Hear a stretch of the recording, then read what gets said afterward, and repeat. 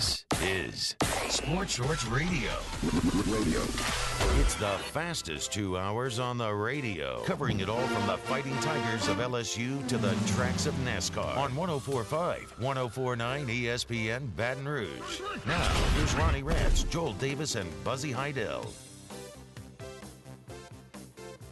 And hello and welcome to this week's edition of Sports Shorts from the Mercedes-Benz of Baton Rouge studio, but we're presented each and every week by LaBerge Casino in Baton Rouge, and they've got all kinds of amazing things going on over at LaBerge this fall football season. Are we good, T? All right. Over there, download the LaBerge Baton Rouge app on your phone. It's absolutely free on any of your devices. Download the LaBerge app. You can book hotel rooms. You can find out all the entertainment that's going on, such as the great shows like they had last night. Better Than Ezra was in concert, and they've got all kind of great shows like Mark Broussard and others coming up. You can download that LaBerge Baton Rouge app and check it out. Joined by 2009 national champion Buzzy Heidel and six-time College World Series assistant baseball coach Dan Canaveri. Six times. Wow, Coach. I mean, you've 5 at LSU and 1 at Miami. No wonder why the hip's struggling or the knee. You've had to jump on the pile so many times. Yeah, that dog paw gets tough after a while, I'm telling you. Actually, by the way, Dan Canaveri, who did you had total knee replacement?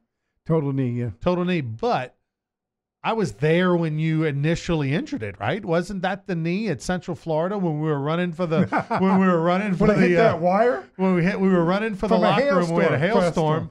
By the way, Buzz, I was on the mound. We were in the third or fourth inning of the game. It was one of those days. It was at Central Florida before they had their new. It was at the old park. Old park. We were supposed to play at the new park, but we played at the old park. Yeah. And I was feeling good. They had the big mound. It was one of those days where it was really coming together for the Ranster. And then in the middle of the fourth, I think I had, bam! All of a sudden the hail comes, and we're talking softball size hail, and we're running for the locker room. And Dan doesn't see this wire on the road. I'm carrying a bag. I got a bag, and I'm running. Does a 180, bam. Yeah, it was a cartoon. It was cartoon-like. Yeah, and then years later, we're having knee replacements. By the way, Coach, did he make as many excuses on the mound as he does on the golf course? But I'm just, it's always something, right? I would say this. Let's just say that he probably has played more golf than mound appearances.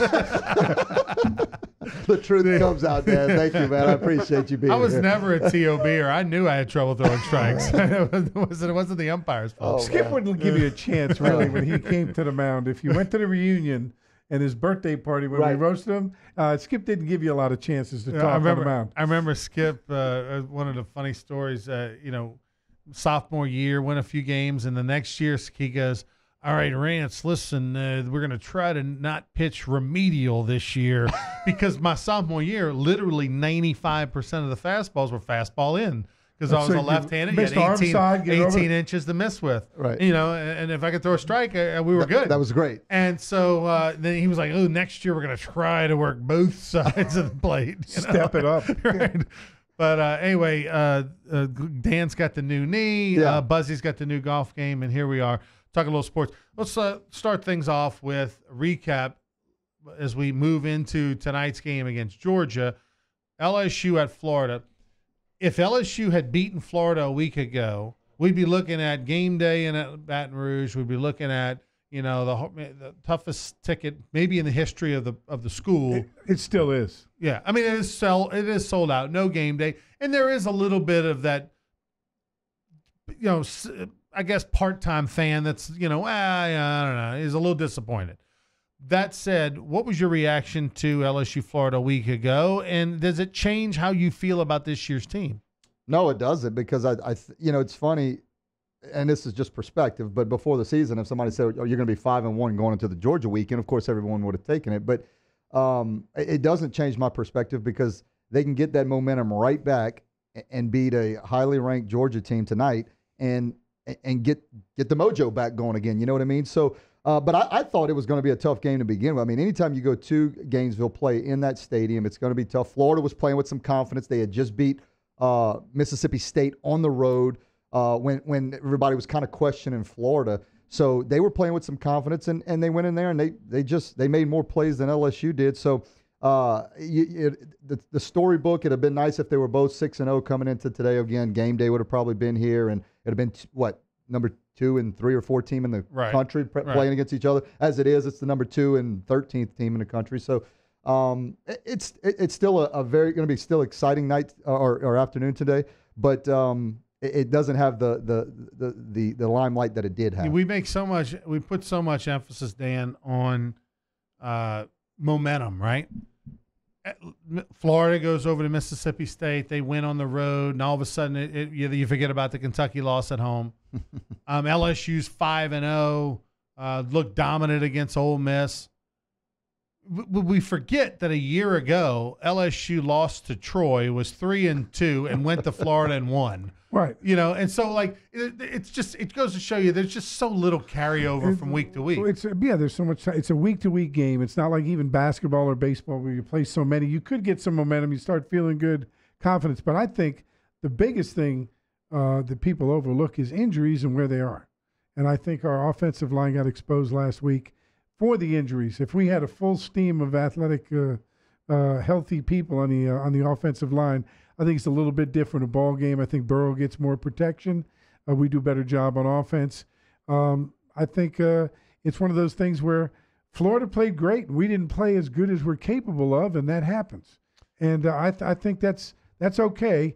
We lose a little luster in the game, but I don't think a lot. There's a lot of excitement around the campus. I'm on the campus every day, and there's a lot of excitement. Tonight, leaving work, going home, the motorhomes are rolling in on Thursday at 3. I mean, everybody's ready to go. Let me ask you this. I ask you, Buzz. Dan Mullen, okay? Florida, we thought, we're surprised he stayed at Mississippi State as long as he did. Right. I mean, to me, it's a slam dunk hire by Florida, right? I mean, Dan Mullen was there as an assistant before. If you can be successful, it's one thing to have a year at Mississippi State. It can happen. But for him to consistently be a bowl team and then, be able to have they knocked LSU off 2 out of 4 years. And now Dan Mullen's won against LSU 3 out of the last 5 years or whatever. So this guy can coach. Yeah, you took the words right out of my mouth because if you just look, if you're just an LSU fan, you don't even look what he does around the league against everybody else. He's beaten LSU when Mississippi State couldn't beat LSU for the last 18 years. Right. He's done it, and so slam dunk hire. He's going to do. I mean, he's going to put Florida. Not that they need to be back on the map, but I think he's going to get them back to relevance. Get them in the SEC championship game. To be the SEC East team. I mean, Florida's going to be the SEC East team, along with Georgia. Those two. It's going to be a Georgia-Florida battle for a long time, and frankly, they needed somebody because with Kirby Smart going to Georgia, that became now Georgia is the team really that everyone looks at, that it's Georgia, and Bama from the West. So it's going to be good for Florida to challenge Georgia on that side of it. Dan Mullen's a hell of a coach. Is that rule ever going to change where it needs to? How does Bama LSU's common partner is Florida? I mean, it's ridiculous. It's ridiculous. I think eventually it may change, but it's a tough one to win on that. I mean, back when they made that rule, it was Alabama in there going, well, we always play Tennessee the first Thursday, Saturday of November, and then it was Auburn and Georgia saying, well, we always play each other, 100 years. I mean, listen, if Texas and Texas A&M cannot play each other, anything can happen. Right. Here's the thing too with the league. If you look at it, you would just getting kind of back just on the Florida LSU game. That was a coin. If you look at the teams, you take Alabama and you can throw Georgia in there, and they're at the top. I mean, it's very clear. It's Alabama, Georgia, then everybody then else.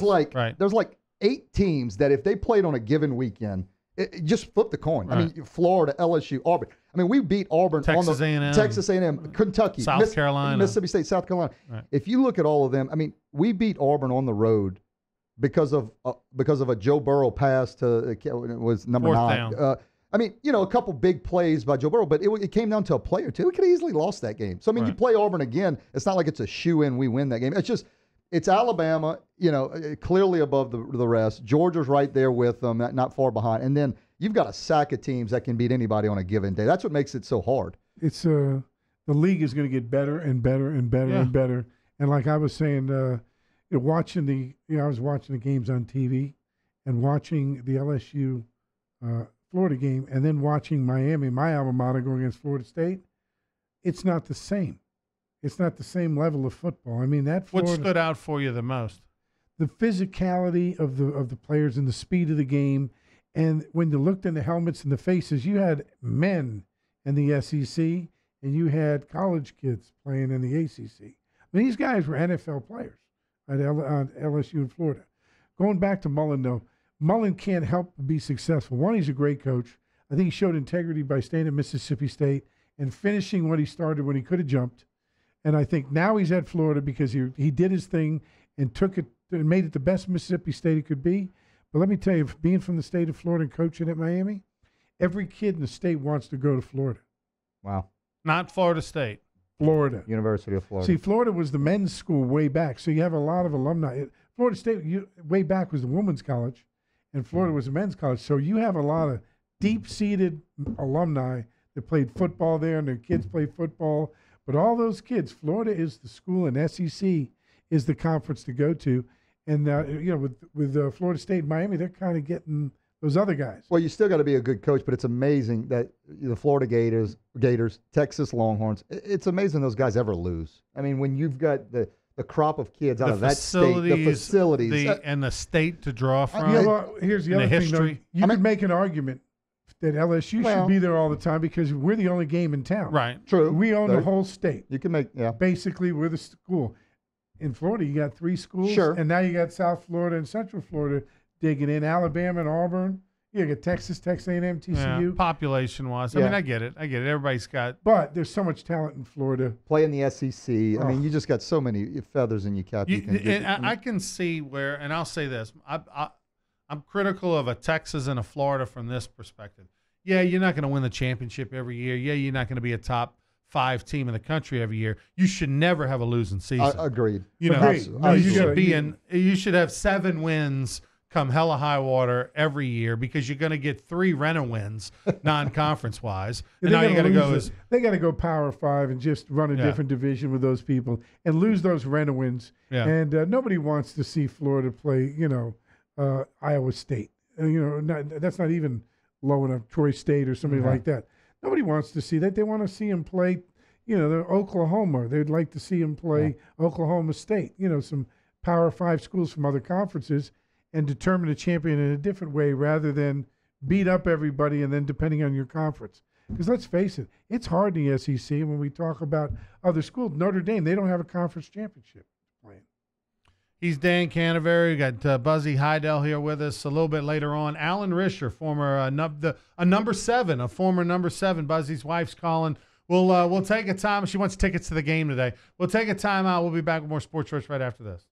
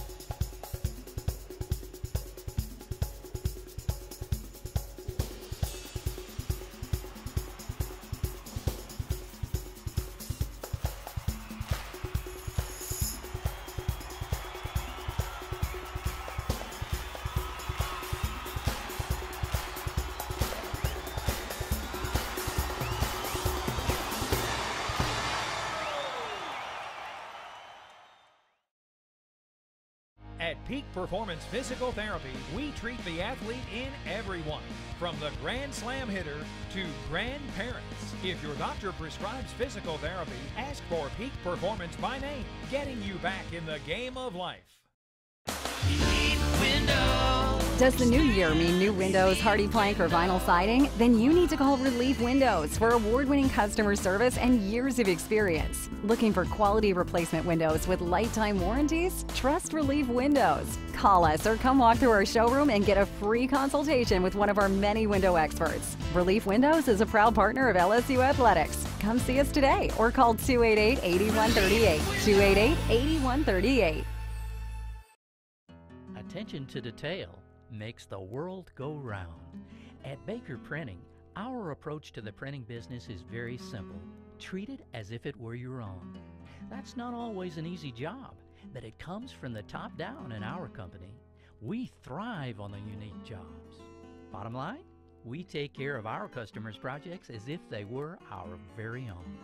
At Baker Printing, attention to detail makes our world go round. Introducing the Mercedes-Benz family of vans, including the full-size Sprinter and the mid-size Metris.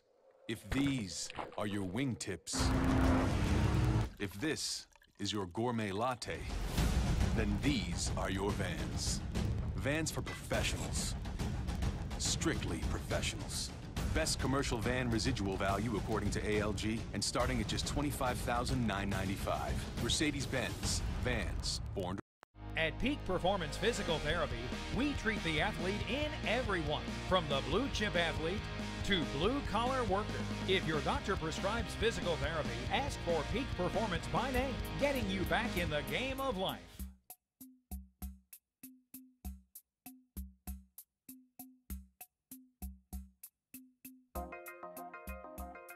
Sports Shorts Radio with Ronnie Rentz, Joel Davis, and Buzzy Heidel on 104.5, 104.9 ESPN Baton Rouge.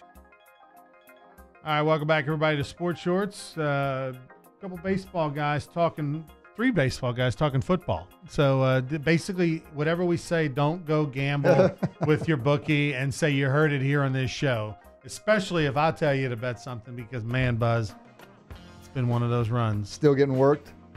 It's been one of those runs. We might have to shut it down. We're getting close to the shutdown point. That'll never happen, Ron. No, we did this. last year. No. Last year, I shut it down the first week of October, settled up, and didn't bet again until Super Bowl. And we are getting right there on the line of having to do that again. So you tell me you didn't have any divine intervention with trying to hit the button and a phone call comes in and shuts it down. It just put off the inevitable. At what point in time does it come to you that maybe you're not good at this? No, it's just, this is the thing.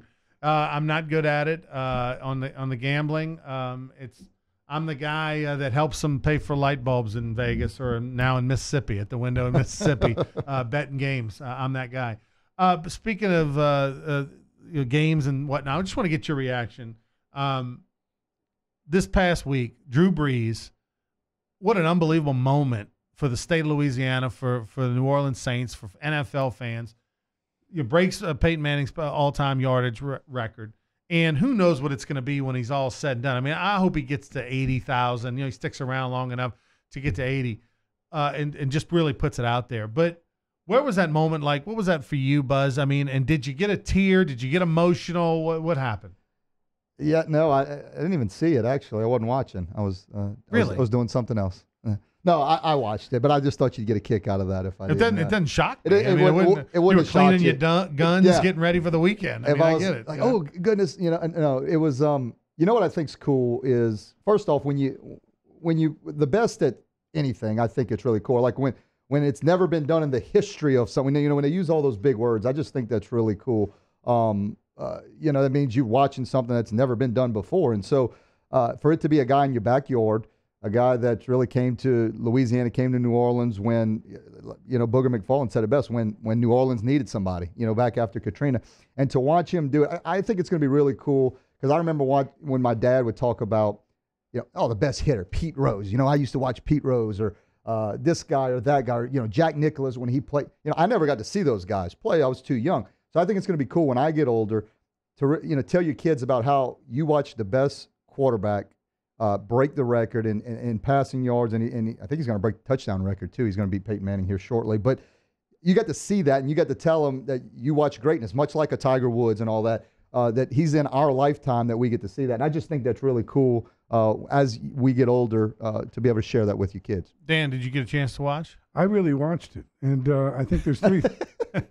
Unlike Buzz. Yeah, Buzzy just made that up. Yeah, he was reading it off his computer. Yeah. But I think there's three things you take away from it. Number one is, I think what was emphasized, but maybe not enough, is Drew Brees and the city of New Orleans needed each other, and they both brought each other back to life. Yeah. So I think that marriage, and throw Sean Payton in the mix, I think that was a great thing for the city, Drew Brees, and I think that was great. Number two is they had him mic'd up, and the reaction of his teammates and the word love being thrown around a lot shows you how well respected he was by all the players and everyone in the coaching staff. And then lastly, the message he gave to his kids. In that moment, to say that to his kids, it was so sincere, so heartfelt, and boy, do we need more role models like him in sport. Well, you're so right. I mean, I don't know, it seems like he's got a great marriage and all this. I mean, I don't know all his personal life, but if you just look at him from an outside view, looking at him from a football standpoint, and how he gives interviews, how he looks the reporters in the eyes, it's very genuine. I mean, you talk about role models, and you're exactly right, Dan. That is as the top of the list. I mean, Drew Brees is up there for me, and it's just so cool that he's a New Orleans Saint. He's been here, and you know what else I think too, Ronnie? He broke this record as a New Orleans Saints. It's not like he was hopping around and he has to go play at Denver, and then the Jets and Minnesota picks him up. And I mean, I'm hoping he finishes his career as a New Orleans Saints as well. I think that's a lock. I think they have to do it no matter what, and he's going to end up in the Hall of Fame with the New Orleans Saints. Absolutely, yeah, and it's awesome. I mean, it's really cool. I did tear up. I know you did. I was at the game. Why? Because you bet on the game, or what? No. That's good. That's a good one. And I'm sure I did, and probably lost, but it got lost in the moment. But I did just tear up. I mean, it wasn't boohooing, but I mean, I did have a little trickle. Why? Because I'm that guy. Listen, I'm the guy that. Like, I don't cry at things that other people cry about, right? Like, I don't tear up over a girlfriend's issues, or I don't tear up over a lot of family stuff. I tear up over like watching an ESPN 30 for 30 on a guy with one leg running a marathon. Like those are or like the Saints winning the NFC Championship and go to the Super Bowl. Like I'll tear up on that. It's weird. It's just, but I'm that E60 gets me. Yeah. Well, I mean, no, I'm just saying E60 gets me. Good story on. No, I get you. Yeah, those get me. Those are touching deals. But the Drew moment was amazing. We're gonna have many more of them. And oh, by the way, he finished the job. I mean, the Saints look fantastic. They did. That's another thing we're leaving out. Right. I mean, the 4-1. I mean, and look, just goes to show you, I am this kind of gambler. I knew the Saints were they were a -6 and a half-point favorite. I remember I talked to Louis Garcia earlier that day. He called me because he always thinks I've got some kind of scoop on LSU or Saints, being that I'm here and he's in Miami. And so he calls me and I said, dude, load up on the Saints. They're at home. Drew's going to beat the record. Monday night, the Dome's going to be rocking. It's just going to be a tidal wave. And I didn't put any money on it. That's why I won. That's exactly why I won. That's it. But I will say that the Saints have a knack for. I mean, on big nights, think about those Sunday nights. I remember they've played well over the years on big nights. How many times have the Cowboys come in and it's a big night and they just boat race them, or the Patriots have come in on a big night? The Saints play well when the lights are on them. I mean, I'll say that the big lights. Hopefully, this is a sign of things to come, right? By the Saints. They went up to New York on the road. The Giants aren't a good team, but they handled their business even after not scoring touchdowns in the first half. They had like 4 field goals. They put them away and pummeled them. They're at home dominating the Redskins. You got a lot of bromance for Drew Brees, right? Like he's one of the dudes. Oh, he's a guy. I mean, you talk about guys. I mean, as far as like my favorite players of all time. That's what I'm saying. Like, talk to me about Drew would be my favorite player of all time. Ricky Jackson was one of those guys for me growing up. I mean, I'm a lot older than you, Buzz, but I played outside linebacker in high school, and I wore my towel like Ricky Jackson. I stood, in the same stance as him, like Dome Patrol. I had the poster on the wall in the late 80s. So Ricky was my guy because he was our guy when we weren't good, and then when we got good, he was there. So 57, Ricky Jackson was my guy growing up. Drew, as a grown-up, is my favorite player. And as far as baseball players go, Ron Guidry is a pitcher. Ryan Sandberg is a hitter. Oh, yeah. Big Cubs fan, Sandberg. Second base for the Cubs. Those are my guys. Another thing, I know this is kind of maybe trivial a little bit, but this guy, how tall is Drew Brees? Really? I mean, 6 foot. Is he 6 foot? Is he 6 foot? Yeah. I mean, just to be a regular Joe, I mean, and be able to do it. You don't. What I'm saying is, you don't have to be the 6'4" to 6'5", the cookie cutter type. I just think that's really cool too. And I think, as you said, Dan, you said it. What he told his kids. I think that's great. I mean, you're looking at your father, who's the best one of the best quarterbacks of all time. Anything you want to be, if you work hard enough, you'll achieve it. You work hard, you can be whoever you want. As long as you're willing to work. That's a Skip moment. Yeah. to have the poise to do that, and then like have all the celebration, kiss the wife, give the certificate, which was so goofy, so bad. That was the NFL terrible. That was so gave bad. the certificate to the referee, who gave the certificate to Drew. So bizarre. I mean, with all this going on, they could have done better than certificate? that.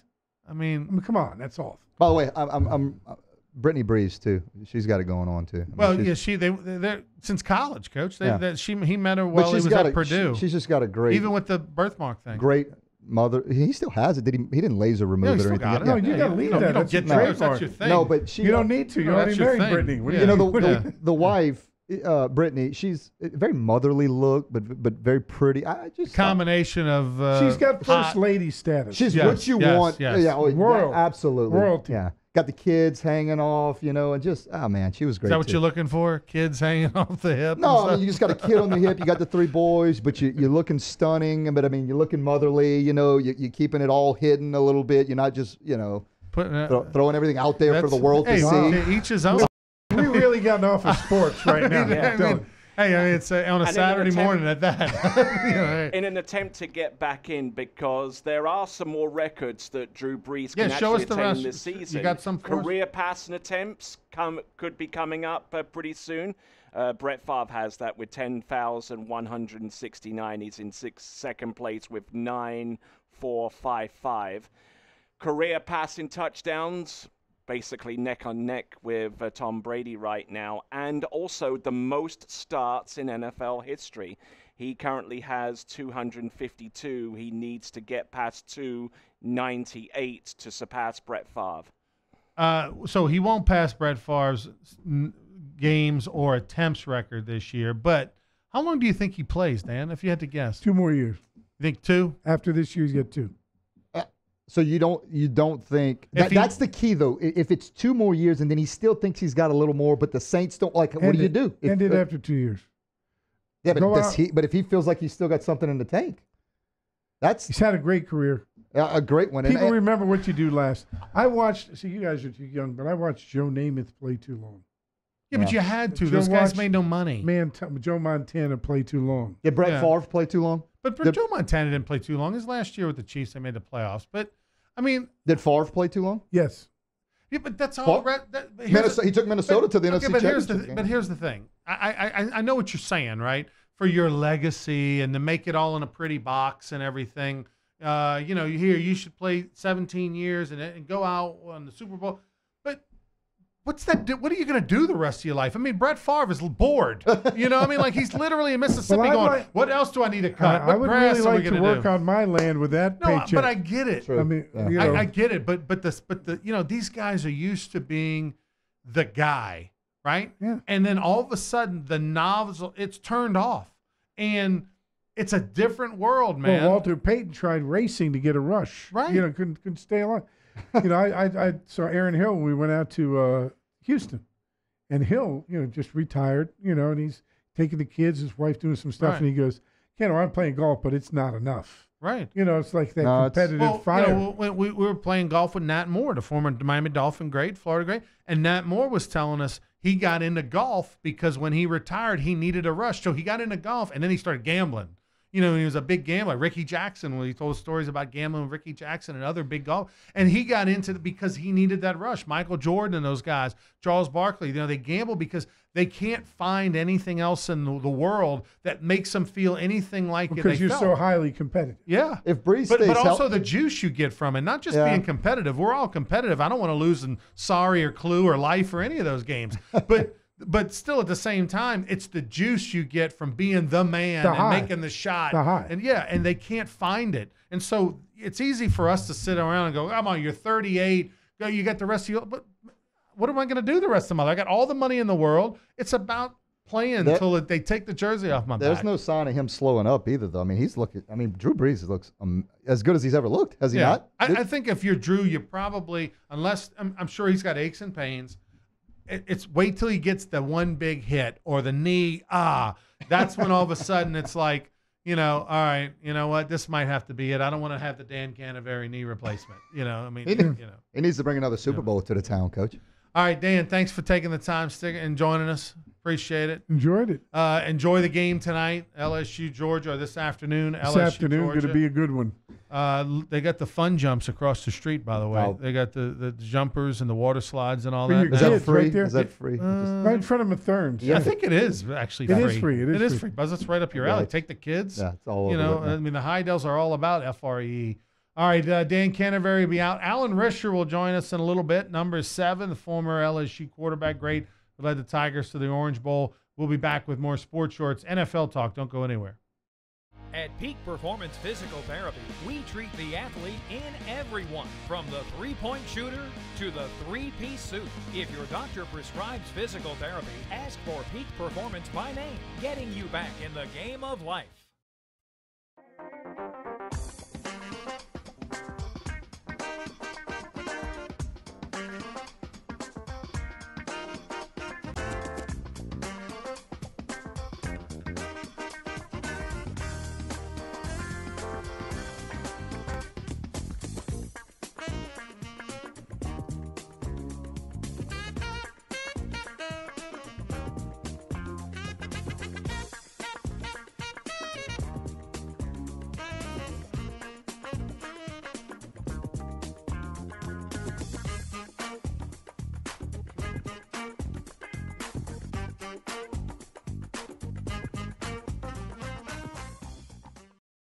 Attention to detail makes the world go round.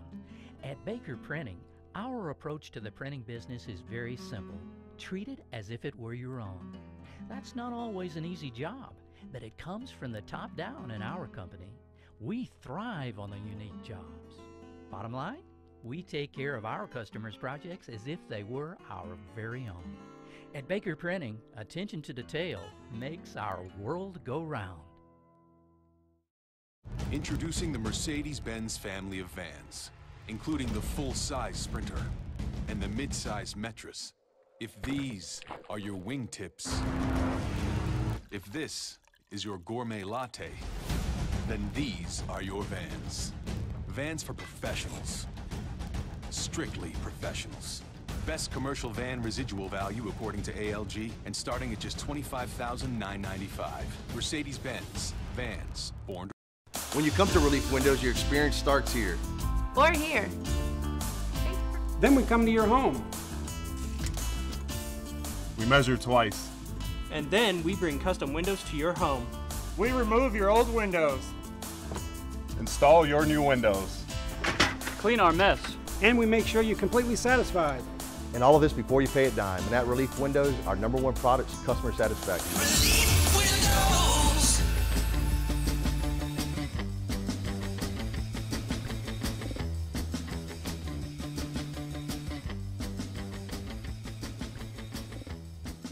Sports Shorts Radio with Ronnie Rentz, Joel Davis, and Buzzy Heidel on 104.5, 104.9 ESPN Baton Rouge. All right, welcome back, everybody. Ronnie Rance, Buzzy Heidel here with us. Thank Dan Canterbury, former LSU assistant coach, now working in the Tiger Athletic Foundation. Stop by, join us a little bit. Alan Risher will be here a little bit later. We'll break down some LSU football, get his take on the SEC and everything else and going on with college football. We'll talk to former number 7 in just a little bit. Since we got the Buzz in here, we're going to have work in a little bit of golf talk. I know that we hadn't seen you since on Sports Shorts since the Ryder Cup over in Europe, which was a disaster for the United States team. I know you thought the United States would win. It was their best Ryder Cup team on paper ever. And they went over there and just got boated. So being the best golfer on the set here on Sports Shorts consistently, we have currently a 6-GIN, 6.1? 6, right on the money. 6.0 GIN, handicap of, what do they say on there, 7? Oh, I'm sorry. It's a 6.2. 6.2 index. I'm still learning all yeah, this. 6.2 index, and I'm a 6 on a handicap. Okay, 6 on a handicap. So, I mean, that's pretty good. What happened? Was it too much Tiger Woods the week before won it, and that was the focus and the tension, or what? So, you know, Ron, you're right. I was so just excited and so bullish on this team because this was the best team they've ever fielded. But I'm starting to realize the Europeans are just better at this format because this isn't the first time the United States team has been favored or like had the better players and should have won. I mean, there's been so many times where the United States is favored in the Ryder Cup, and it gets to where it's really not even close. I mean, they really didn't even have a chance when it went to Sunday, when it went to singles matches. And look, you heard a bunch of stuff. This is kind of the disappointing stuff. There was a bunch of rumors that Dustin Johnson and Brooks Koepka, who were boys, got into it. And you know where it stems from? We got to get rid of her. A girl? Paulina Gretzky. Supposedly, she Paulina sent some was tweets to Koepka or something? What happened? Lloyd intern. Did you hear this too with Dustin Johnson and Brooks Koepka? Oh yeah. Okay, I'm just making sure. And it's both girlfriends now. It was both girlfriends. It was Paulina, Jenna Sims. Yeah. And Paulina Gretzky. Okay, wait. I need it. What happened? Oh yeah.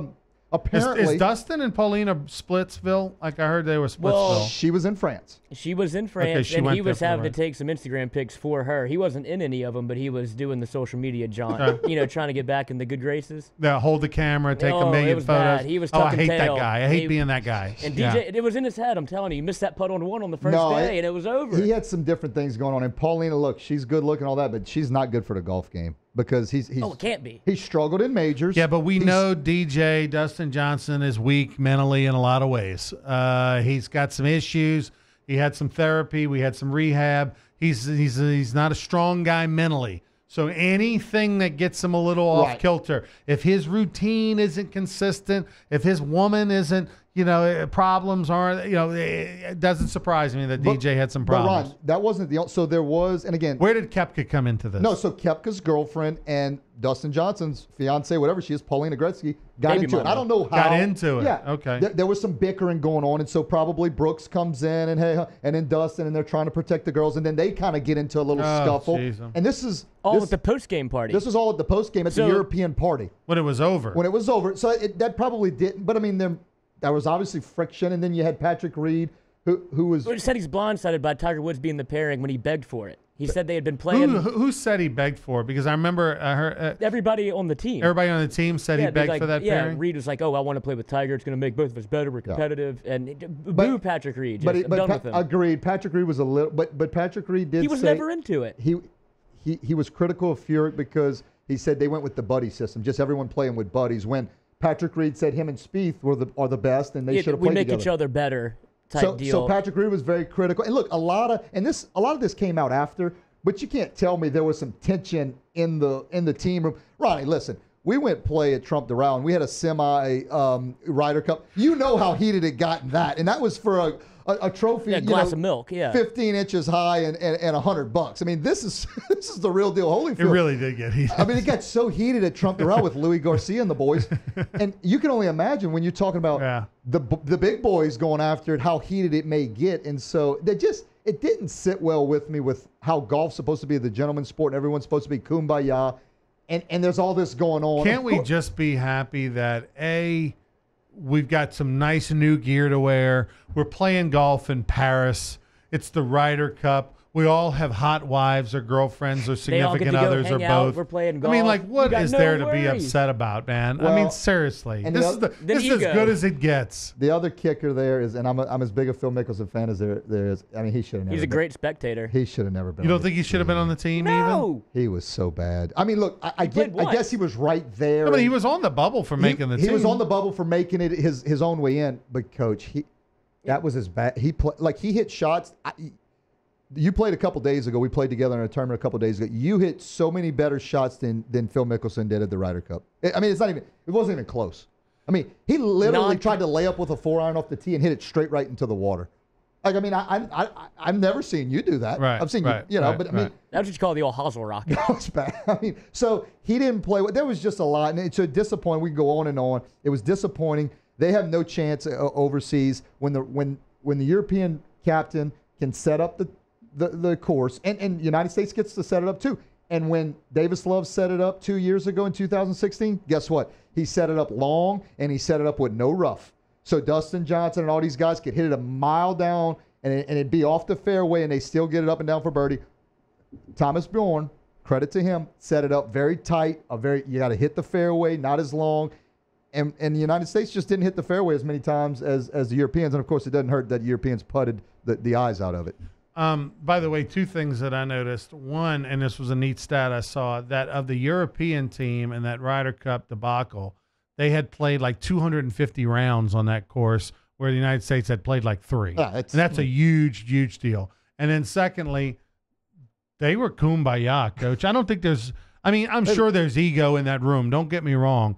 But I couldn't tell who or how or where it would come from. Like, who had the biggest ego in the European team, you think? It's probably like an Ian Poulter or maybe like Rory. Rory with the but like Ian Poulter's known for like getting under people's skin. But everyone seems great when they play. Well, of course, he's great in Ryder Cup action. But, I mean, I'm not a huge Ian Poulter fan. But you watch him play in the Ryder Cup, and it's like, how could you not want to play with that guy? I mean, he fires me up. Flagging everything. Yeah, I mean, it's out of nowhere. He almost lost his car. Okay, so next year, or 2 years from now, the Ryder Cup comes to the United States. Or next year. Yeah, I think maybe like 2 years. Whistling Straits. Whistling Straits comes to Whistling Straits in 2 years. My question to you, Buzz. Let's say we do good with Heidel Wamskin's insurance is killing it, and you want. Would you want to go to that, or would you just rather watch it in your TV? I mean, from a standpoint of you get to see it all and everything versus going. But that's or would you want to be yelling and screaming and drinking the beer and eating the pimento cheese sandwich? Honestly, I think it's a thing we do like when we went to Augusta, Ronnie. I think it's and you don't go to the practice rounds, but you go like on a Thursday or it actually starts Friday. So you go like the Friday. Get there Thursday, go Friday, maybe play a round of golf too, and make it a little trip. But then you get back home to watch. In order to watch Sunday. Maybe Sunday for sure. Maybe Friday, Saturday, and you get back home to watch the last day of the singles match. Because I do think that would be cool, a good bucket list item to go check it out. But I'm with you. There's so much action. When you're watching it on TV, you want to cut away. You want to see all of it. Everything. Yeah, so that's a good point. But a couple days before it, and then go check it out at your TV on Sunday. All right, Buzzy Heidel, our golf resident expert. We wanted to get him to weigh in on some Ryder Cup because it had been a couple weeks. He wasn't with us last week, and I know he was shocked, stunned, and amazed. By the way, your business partner has only been playing golf for a year and a half. Yeah, really playing golf. Yeah. I mean, and he's like a 7 handicap or 8 handicap. He's right there around the 7-8 mark. That's crazy. Look, I want to take, look, he's got the competition. I've not hit one ball for him. He hits them all, but I'd like to take a little credit for, we work on the putting in the office when we're binding policies. Trust me, there's a lot of practicing going on in that office. We work on the grips. I was very adamant about him getting lessons, and I told him, I said, you've got to go get lessons. And he went do it. He went get the lessons. Go? He went to Pelican Point with a guy at Pelican, and But, I mean, I'm just impressed that I mean, I've been playing golf all my life, and I'm a 20 handicap, and this guy's been playing for 2 years, and he's a 7-8. What I saw, and I saw it a little bit 2 days ago when we played, you kind of did a little less is more. I felt like you were in the swing. You felt it. It wasn't a just, guerrilla swing.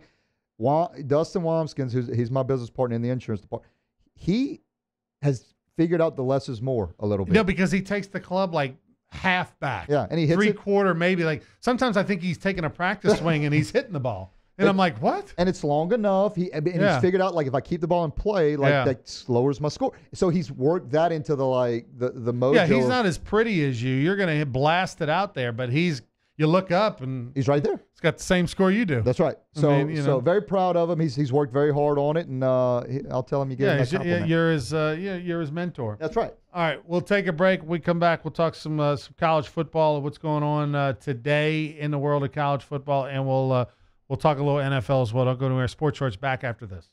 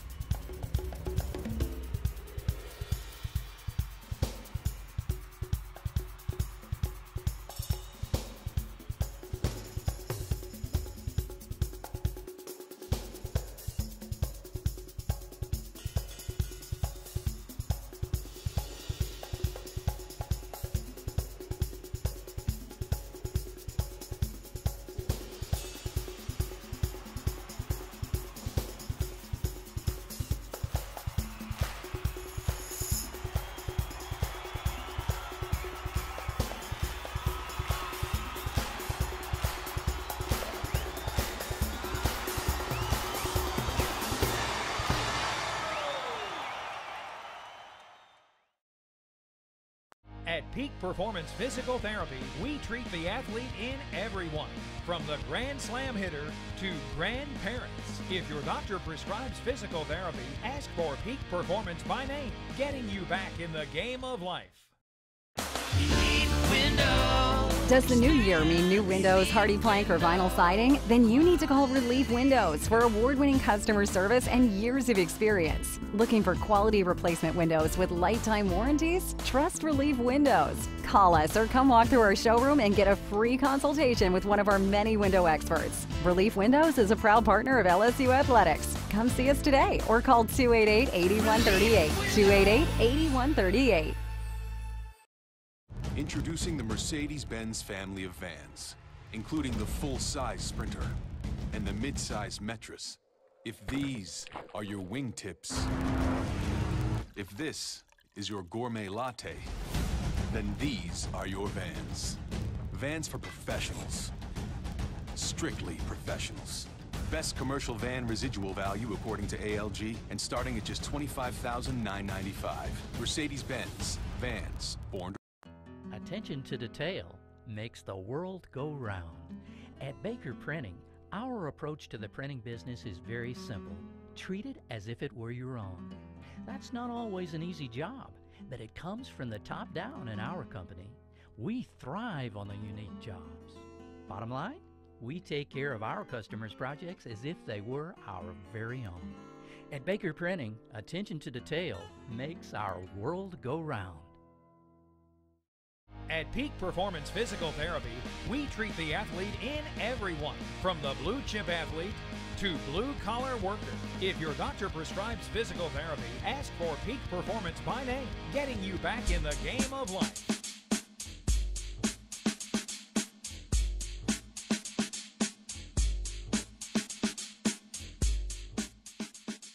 Sports Shorts Radio with Ronnie Rentz, Joel Davis, and Buzzy Heidel on 104.5, 104.9 ESPN Baton Rouge. Well, the Tigers taking on the Georgia Bulldogs this weekend. Obviously, clearly the biggest game of the weekend. 2 versus 12 in the rankings. But for Georgia, just to give you an idea of the schedule difference, for Georgia, they play LSU on the road. If they get, and they haven't played anybody. They played Tennessee, Missouri, Vanderbilt. I mean, that's the competition they played. South Carolina.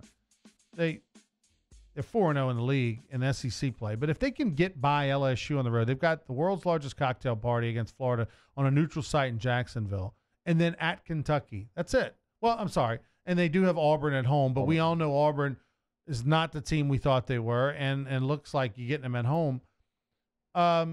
So, I mean, this one, and I guess Florida on the neutral site. I would say this one's the toughest on their schedule.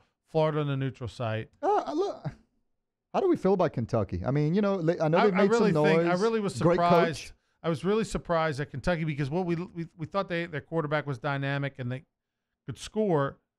They 14 points on the road at Texas A&M, who we didn't think had a great defense. Obviously, the defense is a little better than we thought. Didn't score in overtime. Like, really surprised that Kentucky laid an egg like that offensively last week. Yeah, I mean, my thing is, Kentucky is not just the rent-a-win, though, now. I mean, they've got, Stoops is over there, great coach. It seems like they're putting a little money into that program. Look, I mean, I agree with you, Ronnie. Georgia's not played anybody. Their schedule is significantly – I mean, you look at that LSU schedule, and I know we could talk about this, and everyone's talked about it to nauseam, but that's how they're 5-1 at this point is incredible. I mean, it's amazing. They should have lost the Auburn game. They play at Florida. I mean, they've got, I don't know if they should have. They could have. Could have just as easily lost the Auburn game. Not should have, but very easily they could have easily won the Florida game. Right. But I'm just saying, 5-1 is amazing right now, and if they can win 2 of the next 3 games, that would be incredible. And I mean, and you would assume that's beating Georgia and beating Mississippi State and losing Alabama. If they go 2-2 in LSU, that is 2-2 during this 4-game stretch of Florida, Georgia, Mississippi State, and Alabama, I mean, that's incredible. And Georgia just doesn't have a lot of these other schools, Bama, Georgia, just don't have to go through that gauntlet. Of teams.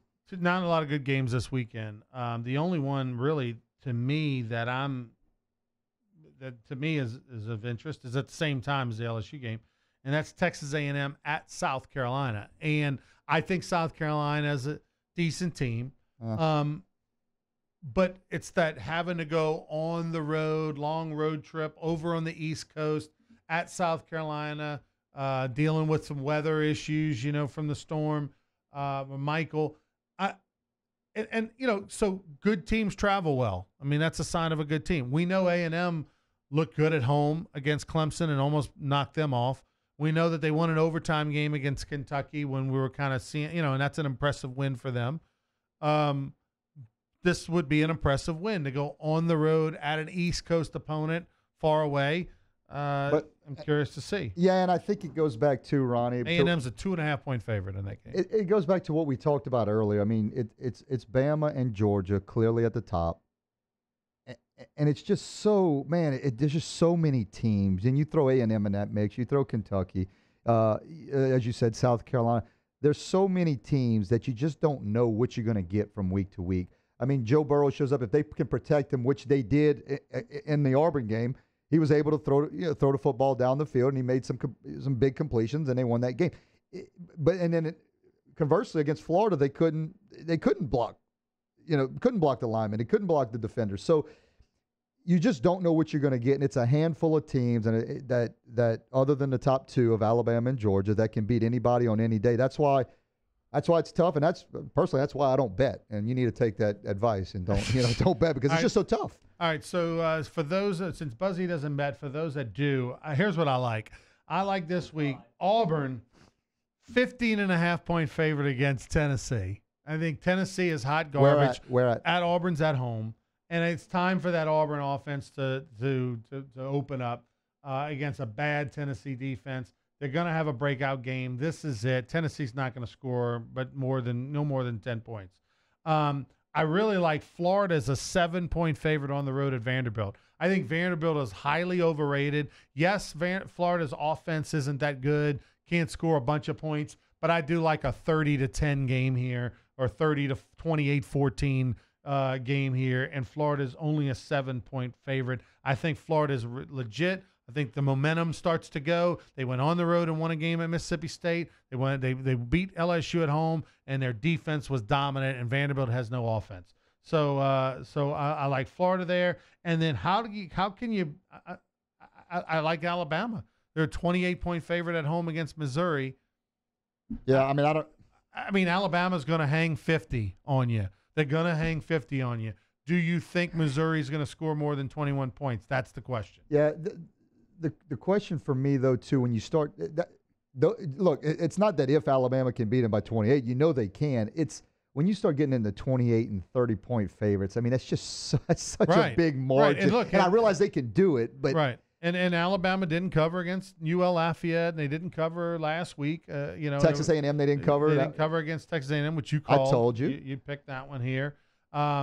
So that means they're due, Buzz. Yeah, right? Good point. If they haven't covered against all those teams and they're scoring all those points, that means they're due. Plus, at some point, Nick's going to stop being merciful and just run up the damn score and put them away. Do you think Lakatua, maybe he plays, a couple snaps with the bad knee, and then he lets Jalen Hurts run the show? But, I mean, Jalen Hurts can hurt you, right? Of course. Can hurt you. But Tua's going 10 for 13 with 5 touchdown passes, and they're yanking him out. Yeah, get him out of there before he gets hurt and all that kind of stuff. And then let their see, that's not what you're taking into consideration. That's why you're losing. You got to stick to Lloyd. You got to stay close to him. So is Lloyd saying he doesn't like the 28, giving up the 28 here? I don't think he does. You think Missouri covers?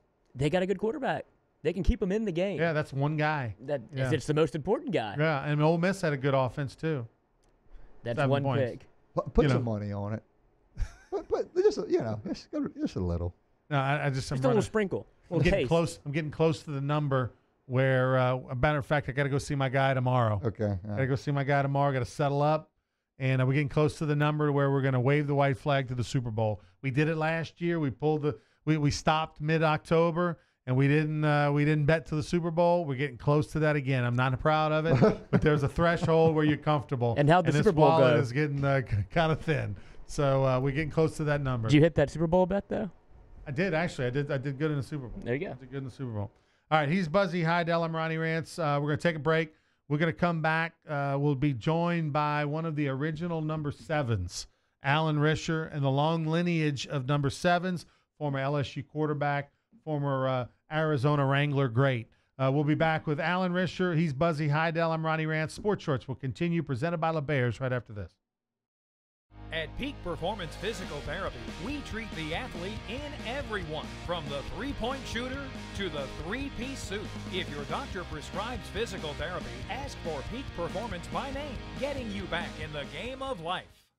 If you're an avid sports fan, then you need to check out the Louisiana Sports Hall of Fame, located in historic downtown Natchitoches, next to the Chateau St. Denis Hotel and the Natchitoches Convention Center. The Louisiana Sports Hall of Fame is where the rich history of Louisiana sports is told through the pictures, artifacts, and by the legends themselves in video archives. Come to the Louisiana Sports Hall of Fame and Northwest Louisiana History Museum and visit a world-renowned architectural marvel. For more information and to purchase tickets to the annual Louisiana Sports Hall of Fame events, visit lasportshall.com/purchase.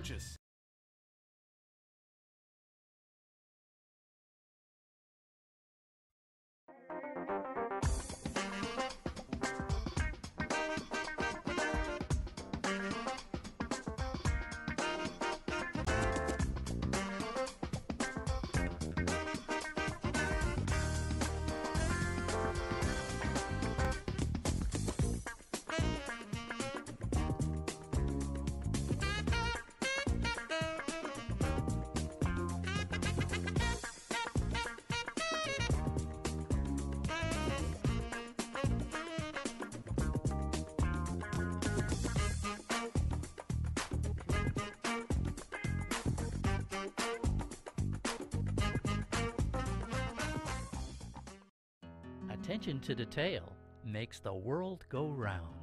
At Baker Printing, our approach to the printing business is very simple. Treat it as if it were your own. That's not always an easy job, but it comes from the top down in our company. We thrive on the unique jobs. Bottom line, we take care of our customers' projects as if they were our very own. At Baker Printing, attention to detail makes our world go round. Introducing the Mercedes-Benz family of vans, including the full-size Sprinter and the mid-size Metris. If these are your wingtips, if this is your gourmet latte, then these are your vans.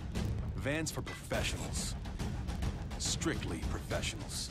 Best commercial van residual value according to ALG, and starting at just $25,995. Mercedes-Benz. Vans. Born to... When you come to Relief Windows, your experience starts here. Or here.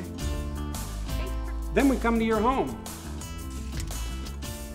We measure twice. And then we bring custom windows to your home. We remove your old windows. Install your new windows. Clean our mess. And we make sure you're completely satisfied.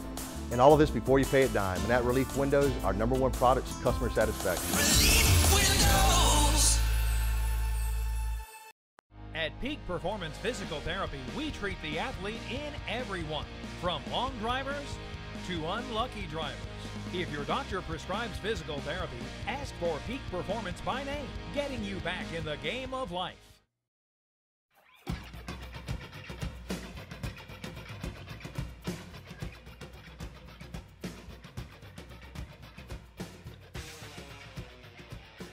Sports Shorts Radio with Ronnie Rance, Joel Davis, and Buzzy Heidel on 104.5, 104.9 ESPN Baton Rouge.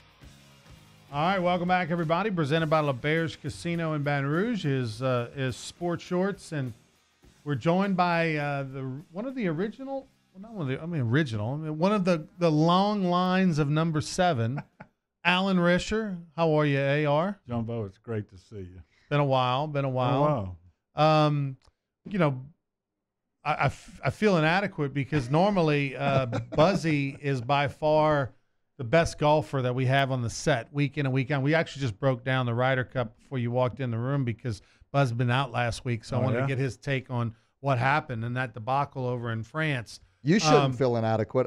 I should. because I'm usually the king dog in here. Yeah, but I mean, Al, what's your GIN? What's your index at the moment? What are we tracking? 4.9. Ooh, that's salty, that's strong. Coach. That's so salty. 4.9. You're a 6'2". I'm a 6'2", Jen. Yeah, handicap index. But look, I've heard a lot about. This is why golf is so great because you try to. I want to catch that man. I want to get to 4.9. That's what I'm working to get to. Yeah, he's loading it in. Got to load in all of them though, Ron. Can't skip any. You got to put the good ones in, the bad ones in. Yeah, I get it. I'm tracking 20.2. 20.2. I've seen your swing. I thought you were better than that. I should be, but it's all the other thing. If you watch me on any given swing, you'll think that guy's pretty good. Yeah. But when you watch me over a round, you realize where the holes are. But Alan, he loses. There's a lot of things too up top. He loses focus on. The phones are ringing. It's like 6 phones. I mean, he's involved in too many things to play golf. Yeah, I haven't reached that stage in my life where, you know what, I'm not available for the next 4 hours. I'm turning it off. When I grow up like you guys, then I can do that. All right, Alan. So we just want to get you just first off, general take. Tigers 5-1. Obviously, everyone is disappointed they lost to Florida, but if you'd have said in August the Tigers would be 5-1 playing Georgia, you'd have taken it. Everyone would have taken it. Absolutely. But just your overall take over the first 6 games. Well, I think Dave Aranda, I think going into the season, you always in the football game with a good defense, okay? And I think with the defensive secondary LSU's got and the linebacking core, it's hard not to be in a football game the way they play defense. So if you can just score a little bit, get a little productivity from the quarterback, break a few runs, complete a few passes, you're going to be in most games. So I think Saturday they're going to be in the football game. Can they stay in there for 4 quarters? I think they were exposed a little bit on Saturday up front. I think Florida beat them up on both sides of the ball, and I thought Florida might have been in a little bit better shape. I think we were dragging our tongues on the ground a little bit late in the game.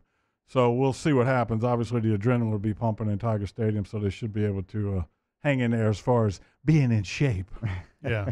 Well, I've heard you before, Alan. You do such a great job breaking down quarterback play. You just mentioned it. What's your take of Joe Burrow and what he's done up to this point?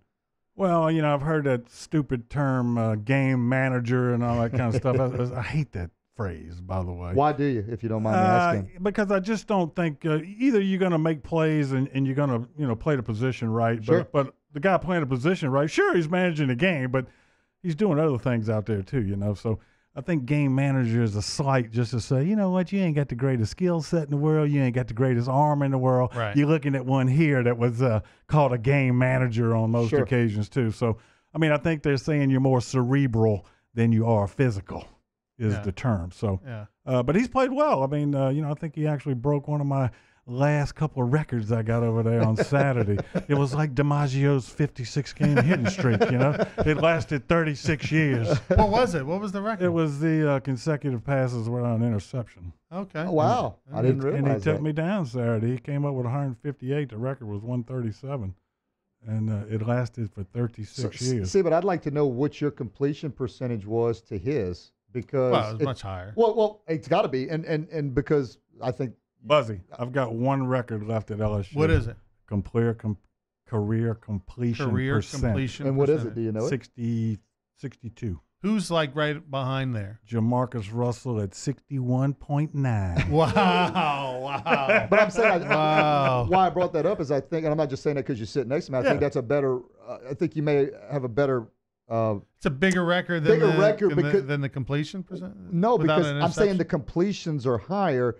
So he broke the non-interception record, but he's just throwing it away. He's taking more chances in there and getting the ball to his receiver. I'm giving my man some credit here, Ronnie. I think they go hand in hand. The percentage, the high percentage, along with the guy that doesn't turn it over. Yeah, but you can have a high completion percentage and throw a ton of interceptions.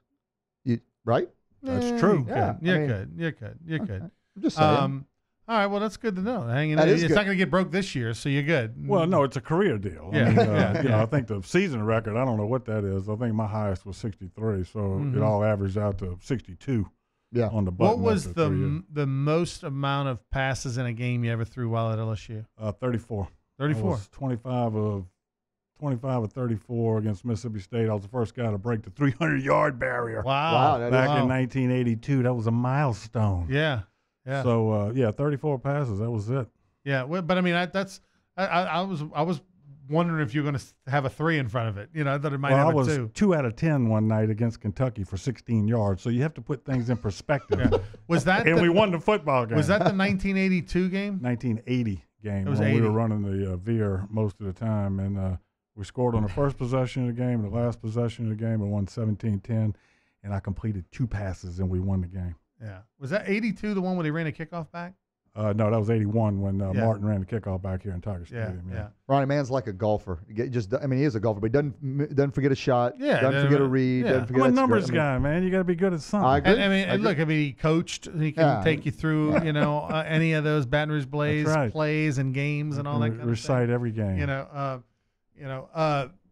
Visiting with Alan Risher, Buzzy Hyde. By the way, Buzz was a pretty good little quarterback at East Ascension High School. I'd heard that, Yeah. Here's what was good about me. You ready for this? I had a 6'6" receiver that I threw as far as I could, as high as I could. And I just told him to go get it. And he played in the NFL. Yeah, he played in the NFL for a minute. Who was that? Sean Nelson went to Southern Miss, and he played tight end. He was a big tight end at Southern Miss, but we put him at receiver. He was athletic as hell, and literally, I mean, that was the extent of my drop 3 steps, throw it as far and as high. And he literally would just go. I mean, guys are 5'8" in high school, cornerbacks. Yeah, they weren't growing receivers like that back when I was playing, brother. Everybody was 6 foot, 6'1". If you had a 6'1" receiver, he was a big guy. You know? It's Salmon High School, back in what years? Graduated in 79, so I don't know. Yeah. 75 through 78, something like that. So 4 sports or 3? What did you do? 3. Football, baseball, basketball. Come on, Jumbo. You've seen my resume for but I mean, like that, Louisiana. Maybe that's why you ain't voted for me. You ain't read the damn thing. But was it? I didn't know if there was track in there. I didn't know if you threw a track in there. I didn't throw the javelin, no. All right. So you weren't Timmy Parrington, is what you're saying. No, whoever he is. The LSU offense, okay, so your buddy, Steve Ensminger, is offensive coordinator, and so much anticipation as to what this LSU offense was going to look like this year. What do you like? What do you not like about what you've seen from a scheme standpoint through the first 6 games? I mean, I like Steve. I mean, I think they're, to be quite frank with you, they're not that creative, I don't believe, right now. I think you could say it looks a little bit less mileage if you want to categorize it. But, I think with a new quarterback and you got a couple of backs that you didn't know what they could do and, new set of receivers, they dropped a lot of footballs on Saturday against Florida. I think he's just trying to do what he can with what he's got. And, they've been moving the ball, scoring points, and just ran into a better front 7, I think, on Saturday and didn't come over to play. I mean, the series prior to the Burrow interception, they've got to score, at the Florida 42, 43-yard line and get nothing out of that drive. So that cost them the football game. It was definitely, I mean, just like the Auburn game, and I said this on Jacob Hester's show, was that in the Auburn game, you don't make that 4th down throw and then wind up kicking the winning field goal. You're looking at it the way we're looking at this Florida game. All too many penalties, missed opportunities. You didn't your offensive line maybe questioning that. Your passing percentage was below 50% in that game. You're starting to pick all those things, but you make the 4th down throw, you win the game, and all of a sudden, hey, we're patting each other on the back on all the good things we did, which you should do in that case. We thought Auburn was better than they were probably at that point in time. You went on the road, won that game. But in the Florida game, it's the same scenario. You were right there, had a chance. You don't turn the ball over in the first half when you're going to go up 14-0 and you're in their red zone. It's a different game. And then at the end, you're up 19-14 in the 4th quarter with your defense and Frank's at quarterback thinking he's got to go 80 yards to beat you. You like your chances. They ran the football, though. I mean, Frank's was not exposed to the degree he should have been because he can't play. I mean, he's terrible.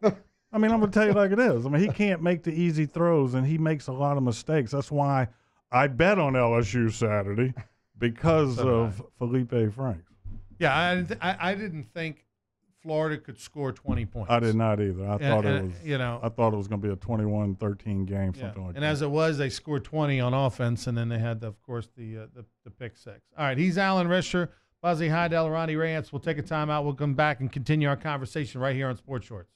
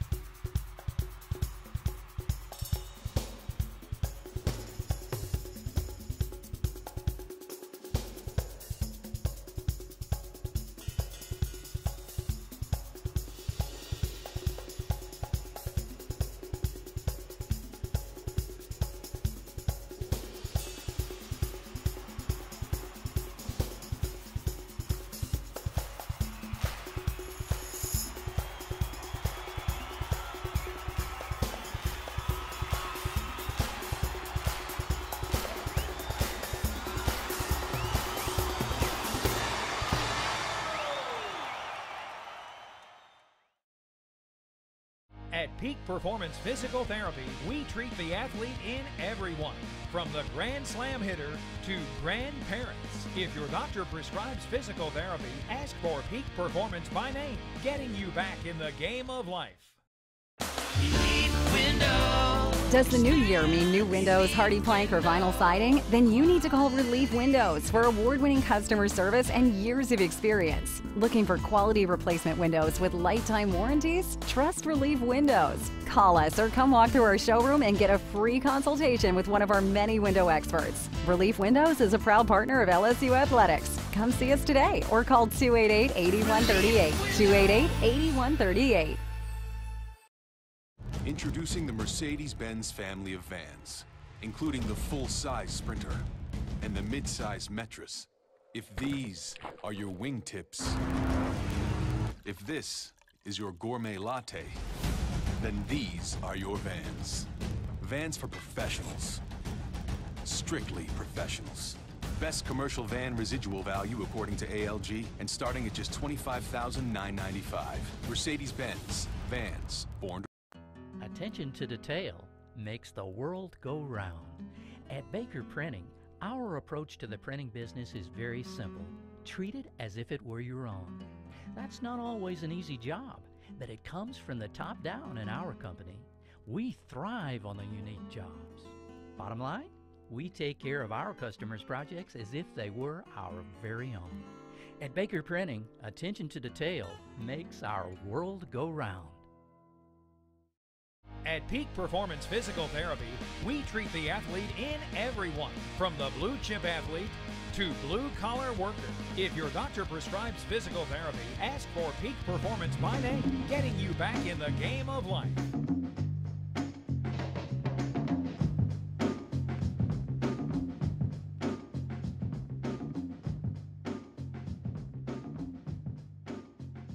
Sports Shorts Radio with Ronnie Rentz, Joel Davis, and Buzzy Heidel on 104.5, 104.9 ESPN Baton Rouge. Welcome back, everybody, to Sports Shorts. Ronnie Rentz, Buzzy Heidel, Alan Risher here on the Saturday morning as we tape here for those watching on TV every Saturday morning right here on ESPN Radio in Baton Rouge. Thanks for watching in Baton Rouge, New Orleans, and Lafayette on Pelican Broadcasting Saturday, Sunday, and Monday nights. Joel Davis out of the country, over in Indonesia, bringing volunteering, things with all the victims of the earthquakes over in Indonesia. Very nice of Joel to go do that. I wonder holding the fort down. Wonder what he's going to bring back. You know, he always brings something kooky back to the states. Yeah, well, you go to Woodenhaven Furniture Company, his store on Government Street. When he gets back, he'll have some kind of gizmo. Some coffee that he'll be selling from like feces or something. You know. Yeah, he's got some kind of crazy. Once a year, twice a year, when he goes to Indonesia, he brings back some things and sells it over there at Woodenhaven Furniture Company. So tell him you heard it on Sports Shorts, and I'm sure he'll give you like a 1% off or something. Speaking of, if you tell Alan you heard it on Sports Shorts, he's going to give you 0% off. But Al, I just want to get your take on Drew Brees on Monday. Unbelievable record, right? Career passing yardage, and who knows where it's going to be and how long he's going to play. Sure. First off, 39 years old. Obviously, the rules are different. Quarterbacks don't get hit like they used to. They don't even get hit in practice. The whole 9 yards. A, how long do you think he plays till? And B, is this a record? We always say this. Is this a record that'll never be broken? Boy, probably so. I mean, I don't think you're going to see guys playing into their 40s 20 anymore. years. No, it's not going to happen. I think it probably will be unbreakable. He'll probably play 2 more years, finish this year, and play 2 more until he's 41.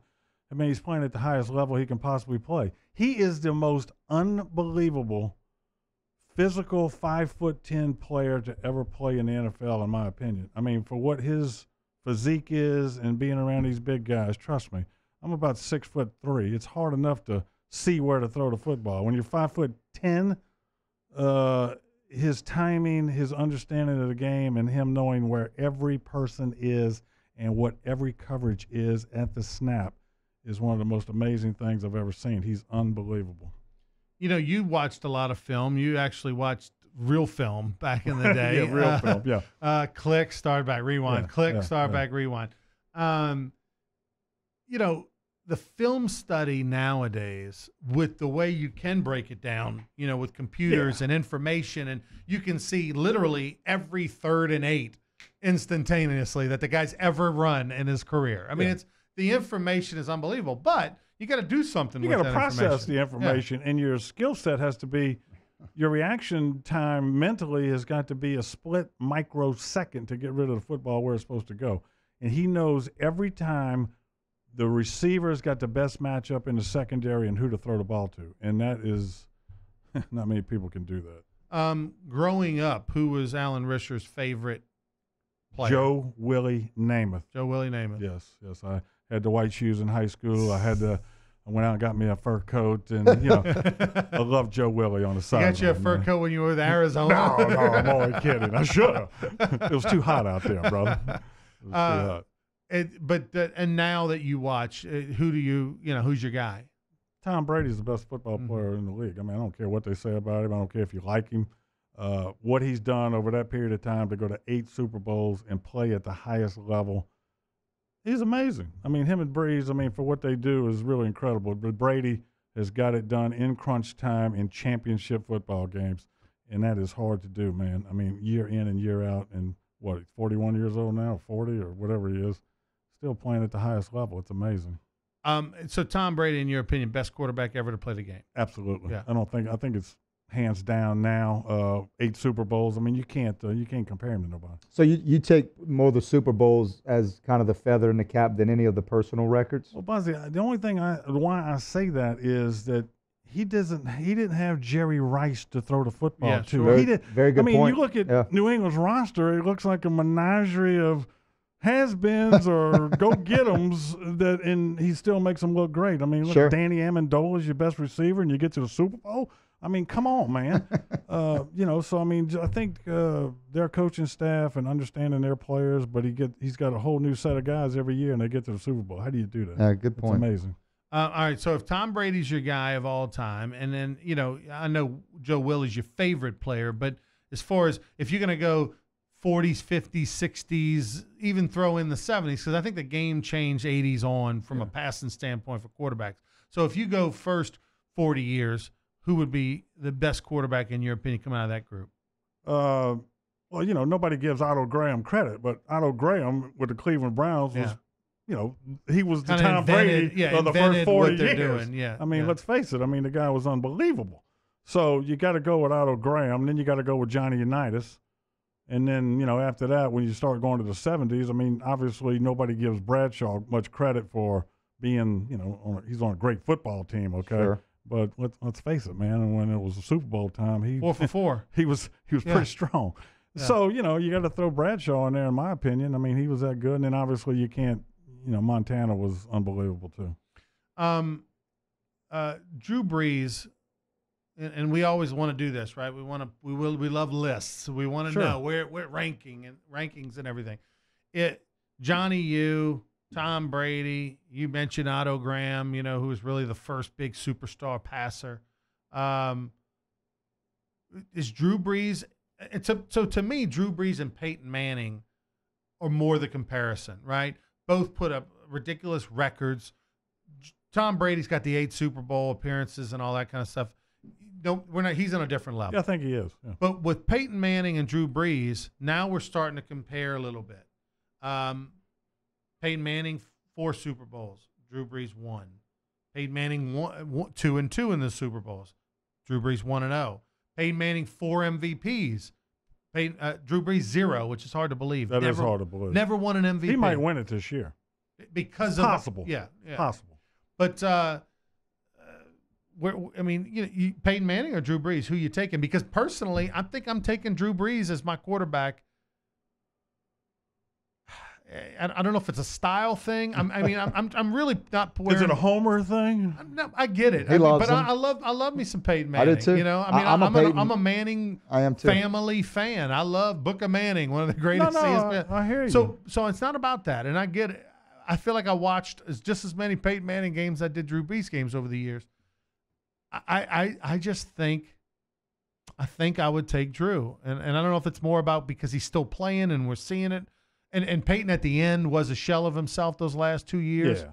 And he played terrible. He played terrible in the Super Bowl they won. Right. The last one he won. The last one in Denver. Yeah, he didn't play well. Jeff Hostetler. He played, same thing.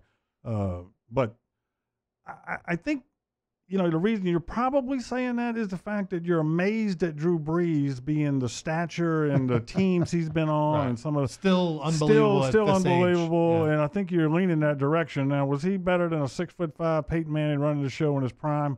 I don't know, man. That's tough to say. Yeah. When he was in India. It's a flip of the coin, man. It's a flip of the coin. Yeah. We know that Alan Risher was outstanding in the early 80s for the LSU Tigers, went to the Orange Bowl. And, oh, by the way, your old coach Jerry Stovall getting his number retired today, number 21, going to be up there by Billy Cannon and Tommy Casanova. Just some thoughts on that. Well, I had the honor or privilege to speak to the committee when they were voting on the whether or not they were going to retire Jerry's number. They had me and Greg Bowers and Jimmy Fields spoke on behalf of Jerry. They wanted some people just to give some background as a coach, a player, and that sort of thing. And if you look at Jerry Stovall's resume as a 6-time Pro Bowler with the St. Louis Cardinals and the things that he did as a professional along, being a consensus All-American halfback, runner-up to the Heisman Trophy. We haven't had a runner-up to the Heisman Trophy since Jerry Stovall. Right. You go down to things he did, he's very deserved of being retired his football number. And being the head coach at LSU, not many guys went from National Coach of the Year in '82 to be fired in a year later. So it's a tough gig, let's face it. I mean, being the head football coach at LSU is not an easy thing, but for Jerry to lose his job after a year, don't get me wrong, they went 0-6 in the SEC. That's probably going to get a lot of people fired, but he just won National Coach of the Year. So I thought he got a shaft deal on that, but Bob Broadhead came in, obviously, and wanted his own guy, and that's how Bill Arnsparger got to LSU. What do you remember about Jerry Stovall? You grew up in Louisiana, so you knew the legend of him and all that, but what did you know about him prior to coming to LSU? And then when you played for him, what did you learn? I didn't really know much about Jerry Stovall, to be honest. I mean, I think Jerry was a very humble guy. I mean, you didn't really very humble guy. He wasn't out there promoting himself or his career or anything like that. So when Jerry got the job, he was the head of the varsity club.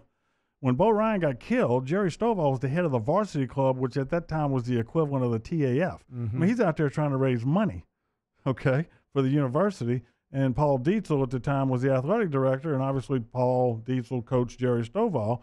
So he was the immediate logical choice to be the head coach in an emergency situation, And when Jerry got the job, it was a tough deal, man. He inherited Bo Ryan's staff. They were already here and under a 2-year contract. LSU could not afford at that time to tell 10 coaches to hit the road back to North Carolina. Right. So, basically he became a, in quote, CEO, but he didn't hire any of the people that are working for you. Right. So it was a tough gig. You got to give him credit. We go 7-4 in 1980, his first year. We, do pretty well, win some pretty big games, and had a tough 81, go to Orange Bowl in 82. So he could recruit. The mothers loved him in the living room, man. I mean, they loved him. You look at the recruiting class and the players he recruited that Bill Arnsparger inherited, they had some damn good football players on that team.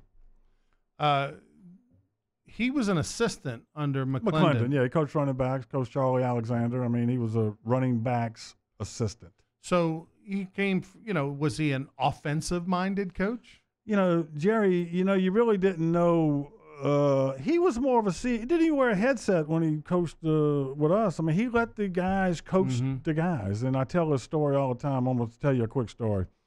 People ask me about Jerry Stovall. We're playing Mississippi State in 1981, and I'm getting my ass railed. I got sacked 12 times that night, okay?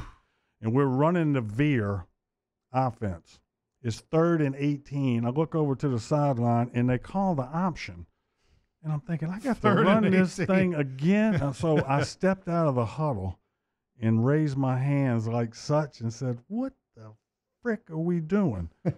Got back in the huddle, ran the play. Guess what? Risher picks up 19 yards and a first down. Wow. I get back to the sideline. Jerry Stovall grabs me by the face mask, looks me in the eye and says, son, if you ever embarrass me in front of 79,000 people again, me and you going to have a big problem. Wow. And I can tell you right now, Jerry Stovall was not a guy you wanted to meet in a dark alley. Yeah, he was a specimen. He was going to whip your ass. Yeah, he was a specimen, and even back then, right? He was 42 years old, and you did not want to fool with Jerry Stovall. Yeah. I mean, he is. It was intimidating. Trust me. So now that he goes up there, well deserved as number retired.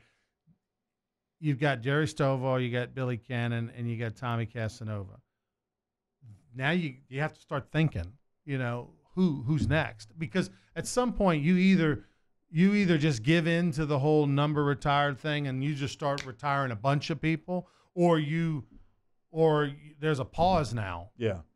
I just hope this doesn't become now every 2 or 3 years we're going to throw somebody in the ring. Right. I mean, that's just not the way it should go, because it's been Jerry's last game was in 62. 50 years. Yeah. I mean, it's been 56 years. I mean, it took that long to figure out that we might want to retire Jerry Stovall's number. I mean, come on. Right. So obviously this is going to be some kind of trend, and I think the administration better be careful that they just don't open Pandora's box about retiring guys' numbers. And they're going to have to put somebody more contemporary up there, your Kevin Falks of the world, people like that had big careers and big NFL careers for a long time. They're going to start thinking in that direction also. Yeah, because, once you got to there's a lot of guys.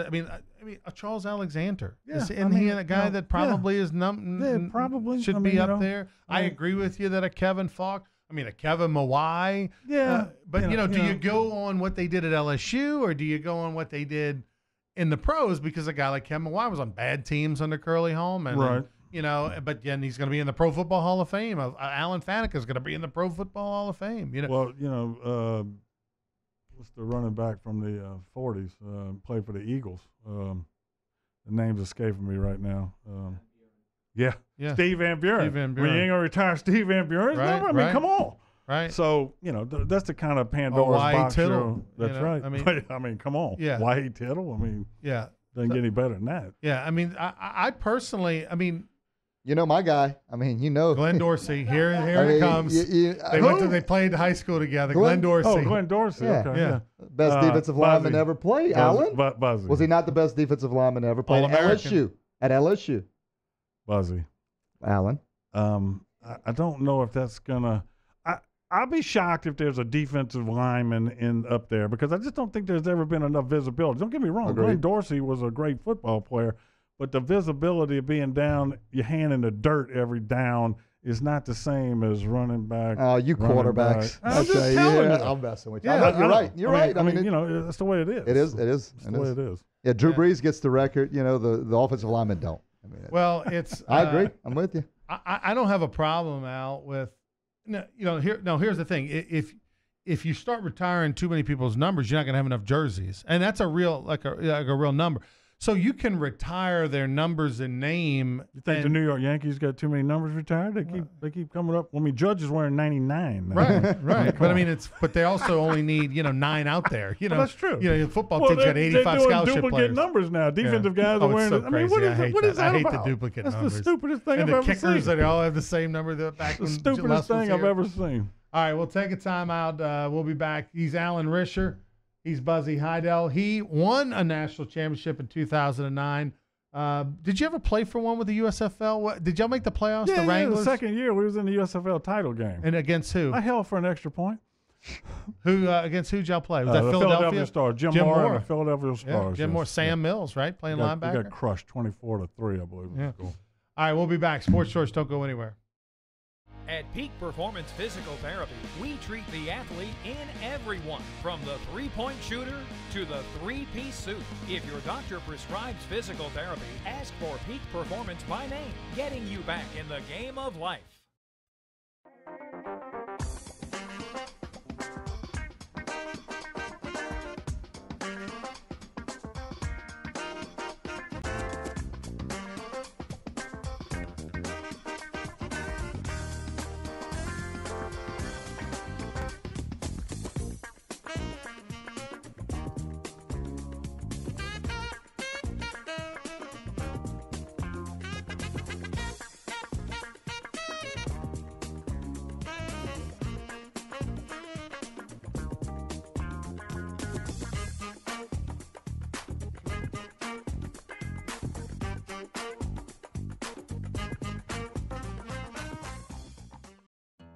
attention to detail makes the world go round.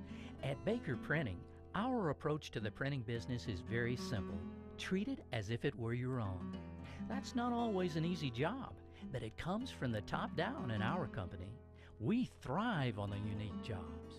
Bottom line, we take care of our customers' projects as if they were our very own. At Baker Printing, attention to detail makes our world go round. Introducing the Mercedes-Benz family of vans, including the full-size Sprinter and the mid-size Metris.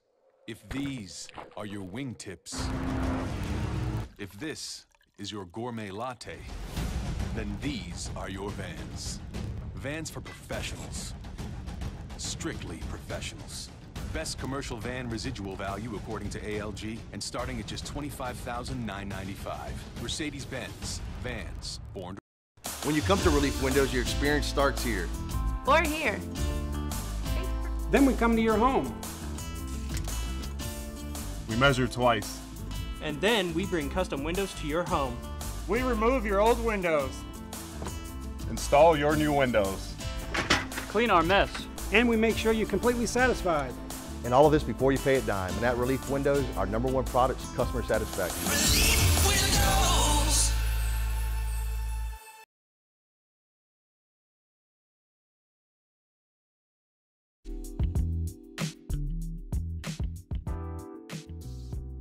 Sports Shorts Radio with Ronnie Rentz, Joel Davis, and Buzzy Heidel on 104.5, 104.9 ESPN Baton Rouge. Welcome back, everybody. We're visiting with former LSU quarterback and pro football quarterback Alan Risher. We got Buzzy Heidel, who prior to Alan's arrival was the best golfer here on the Sports Shorts set, but his 6.1 index is not anything compared to Alan's 4.9. Oh, yeah, it's a whopping 1.2, you know. Yeah, hey, man, it is better. I want my stroke, Alan. Okay. I'll give it to you, buddy. You know, Alan had a chance to play for some great coaches. Of course, Jerry Stovall getting honored and being with his number retired this weekend. And, of course, Buzzy had a chance to play for Paul Maneri, who's in one of the Hall of Fames, a few Hall of Fames actually already. When you left college, Alan, and you went on to professional football, you first started off in the USFL. Did you watch the obviously the E60 30 for 30 or whatever that they did on the USFL about 2 years ago? Yeah. What was that accurate? Yeah. Was it a good breakdown? Yeah, documentary? it was a good breakdown, and I am a Donald Trump fan, but Donald Trump did run the USFL. Yeah. I mean, there's no doubt about it. I mean, his ego is related to just like Donald Trump runs America. He wants America first. He wanted the USFL to be number one, compete with the NFL. And it wasn't going to happen. I mean, they started antitrust lawsuits and all the other things that went down with that, and it didn't happen. I mean, it wasn't going to happen. Can they ever? USFL had obviously great players. I mean, we know that. I mean, tons of Hall of Famers: Reggie White, Steve Young, Jim Kelly, on and on and on. Played in the USFL. Herschel Walker, Right. They obviously were serious. They had the money behind it to go ahead and at least make a splash and get players, and they did that. And some franchises were more successful than others, okay, like anything. We were talking, you have minor league baseball, been around for 100 years. Why is there not a successful minor league football team? Why is there not another alternative to America's pastime? America's pastime is not baseball or basketball. It's football. Yeah. So there's such an appetite for football, college and the pros. Is there not room for something else? I think there is room. I think the USFL would have made it. Here was the concept. We're going to go to non-NFL markets like Phoenix at the time, Jacksonville at the time, Portland, Memphis, San Antonio. But they got a little too crazy starting to pay guys. The concept was, look, we're going to pay decent salaries and we're going to make local stars of the guys on the team. We're not going out and getting former NFL retreads and pay them a bunch of money and this, that, and the other thing. Yeah, we might go get one just for marketing purposes, but that was not the concept.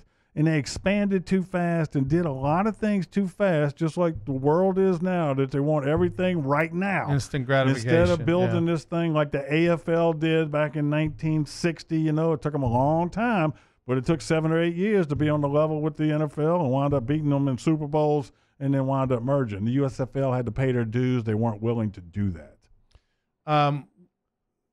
Obviously, tons of memories and all come to you back in the day. You were in Arizona. There was no Cardinals back then. They were in St. Louis. No, we were we were the toast of the town. You were, and but what stands out? What do you remember about? First off, how did you get the call? I mean, it wasn't a big. How did it happen that you found out you were drafted by the Arizona Wranglers? I picked up the Morning Advocate. Okay. Not even a phone call. Not even a phone call. Picked up the Morning Advocate. Looked at. I called my dad. I said, "Dad, I got drafted by the Arizona Wranglers. Who the hell's that?" 15th round pick in a 12-team draft. Okay. You were thought of that highly, huh? Yeah, really high. But Harry Humes was the GM who was the assistant GM for the Saints for many years. Okay. So he liked me, saw me play at LSU. So he said, we're going to give Richard, we're going to maybe build the team around him. But they took me to 15th round because there was no other quarterback taken before you? Well, they had 6 other guys that they had signed as free. I got to training camp. There were 7 of us. I'm not kidding. And any names we'd ever remember? No. Right. No, you'd never know any of them. Right. There you go. Yeah. There you go. Wow. And anyway, the first year was a feeling out process. Nobody knew what they were doing. There was a bunch of ragtag guys that 7. Yeah, a bunch of ragtag guys that got together, but it was fun, man. I mean, everybody was on the same page. We were having fun and trying to make this thing work. And we didn't have a great team, but we had some great moments during the season, and it was fun, man. They paid pretty well. I wound up making the checks cashed. Cashed. Yeah. I made a little over $100,000 my rookie year, and that was a lot of money in 1983. So I mean, I was trust me, man, it was. A dream. We got the crab meat on the crab restaurant. on top. Get a dessert to go. I mean, like whatever. I mean, and what a great city too. I lived in Phoenix for years, man. What a great place. The people were beautiful. The women were beautiful. There was a lot to do. Vegas was 45 minutes away on a cheap flight. Yeah, I mean, life was good, man. I'm telling you, we had a lot of fun. 3 seasons there or 2? About 2.5. We had a lot of changes. The second season, the Chicago Blitz became the Arizona Wranglers, and the Arizona Wranglers became the Chicago Blitz. And then the third year, the Oklahoma Outlaws became the Arizona Outlaws, and I was mixed in with all of this homogeny of owners and GMs. And I had my 5 years of pro football, I had 5 different head coaches, 5 different general managers. And, it's like I never got a real chance to establish anything because I was always learning a new playbook and trying to prove yourself to somebody that you thought had to make that decision to keep you around. So one of the teams you ended up with was Tampa Bay. Yeah, and you ended up with 2 great ones, Steve DeBerg and Steve Young. Yeah. So who was odd man out? Alan Risher. No practice squad back then. Huh? Nah, man. He kept 2 quarterbacks, 44-man roster, babe. If you wasn't on a roster, good night, Irene. 44-man, 44-man roster, babe. And, I went to Green Bay in 87, and I got cut twice during the season for a tight end to come back on the roster. Yeah. So, I mean, it was like, if you needed somebody, man, they got rid of it for a week or 2 so they could get somebody on the roster that could fill a needed spot. So, if you weren't playing, they didn't need you. Steve Young, Hall of Famer. Yeah. Never in my wildest imagination. Didn't think. 2 years in Tampa, I was there. I mean, I got cut the last day after training camp, the day before the first game. And I lived with Steve Young for about 6-7 weeks. We were roommates, in Tampa the first year. And never in my wildest dreams did I think he would be in the NFL Hall of Fame. He was terrible in Tampa the 2 years we were down there. As far as he couldn't throw the football, right? Well, he could throw it, but made bad decisions. I didn't think he could read defenses. I mean, we went 2-14 in 85. I mean, in 86 and 85, as a matter of fact. So 2 bad football teams that he was quarterback, and then he couldn't play. So he went and sat on the bench, behind Montana for 3 or 4 years, and with maybe arguably one of the greatest coaches of all time, Bill Walsh. And learned. Next thing you know, he's in the NFL Hall of Fame, and he played great. So, I mean, what do I know? But he didn't play well. You know what you saw. I mean, I know what I saw on film. I know what I saw at practice. I mean, I just didn't think he was going to be able to get it done. And lo and behold, he's one of the best ever. So you roomed with him for 6 or 7 weeks, and if you and I had roomed together for 6 or 7 weeks in pro football, we'd have some stories to tell. But with Steve, no stories. Good Mormon boy from Utah, nothing, huh?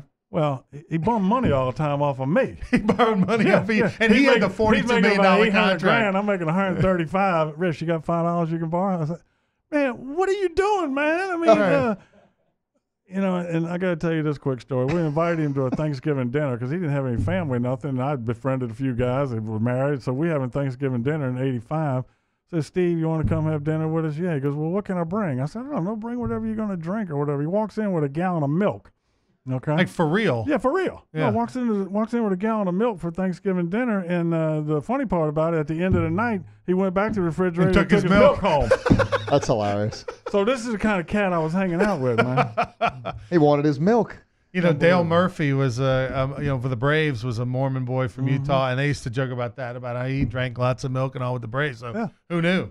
Is that a thing? Maybe I'm part Mormon because I love milk. I don't know. I mean, we all love milk, but I'm not going to bring it to the Thanksgiving dinner and then take it home. He's Alan Risher. He's Buzzy Heidel. Buzz, a skim or low fat? What are you going with? D? What are you, full or thick? I'm a 2%. 2%? Yeah, I like a 2%. Alan, what are you? I'm a whole milk man. You're myself. a whole milk? You're old school. Whole milk. Yeah. What can I tell That's you? like cream. Yeah. I'm skim all the way, baby. We'll take a break. Sports Shorts coming up next.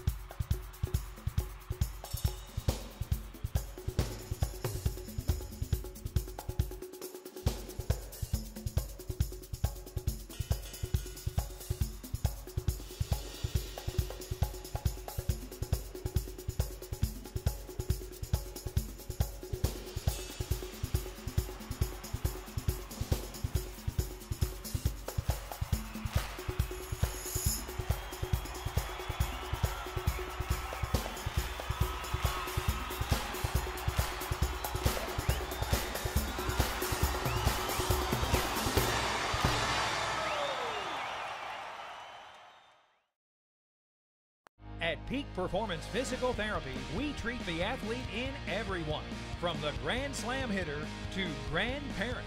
If your doctor prescribes physical therapy, ask for Peak Performance by name, getting you back in the game of life.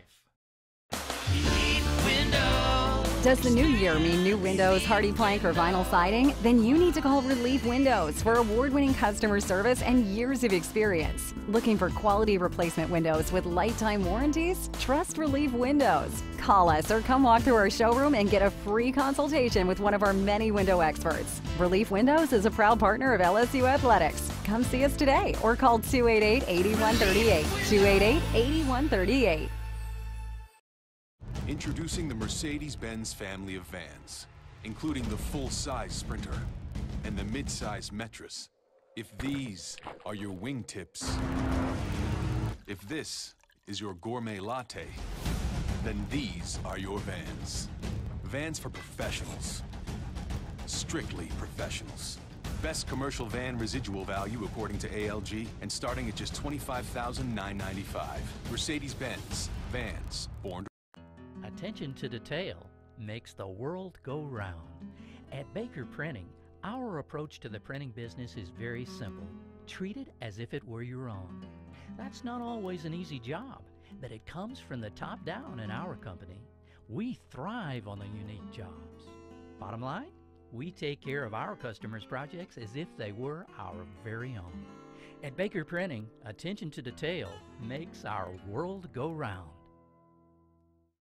At Peak Performance Physical Therapy, we treat the athlete in everyone, from the blue chip athlete to blue collar worker.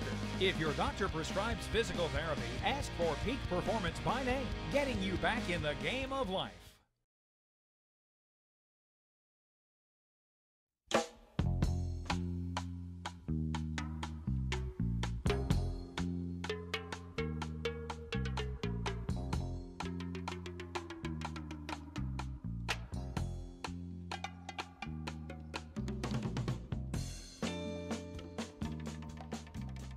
Sports Shorts Radio with Ronnie Rentz, Joel Davis, and Buzzy Heidel on 104.5, 104.9 ESPN Baton Rouge.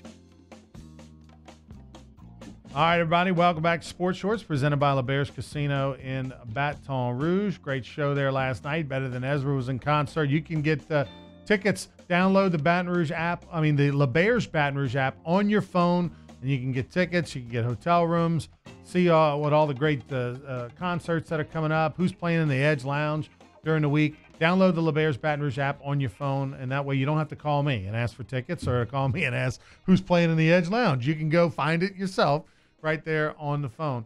Al, the Tigers taking on Georgia Bulldogs.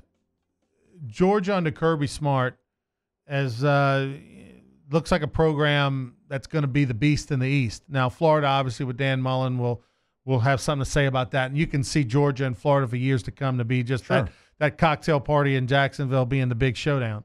But Kirby Smart out the gate first, played for a national championship, looked like he might get one last year.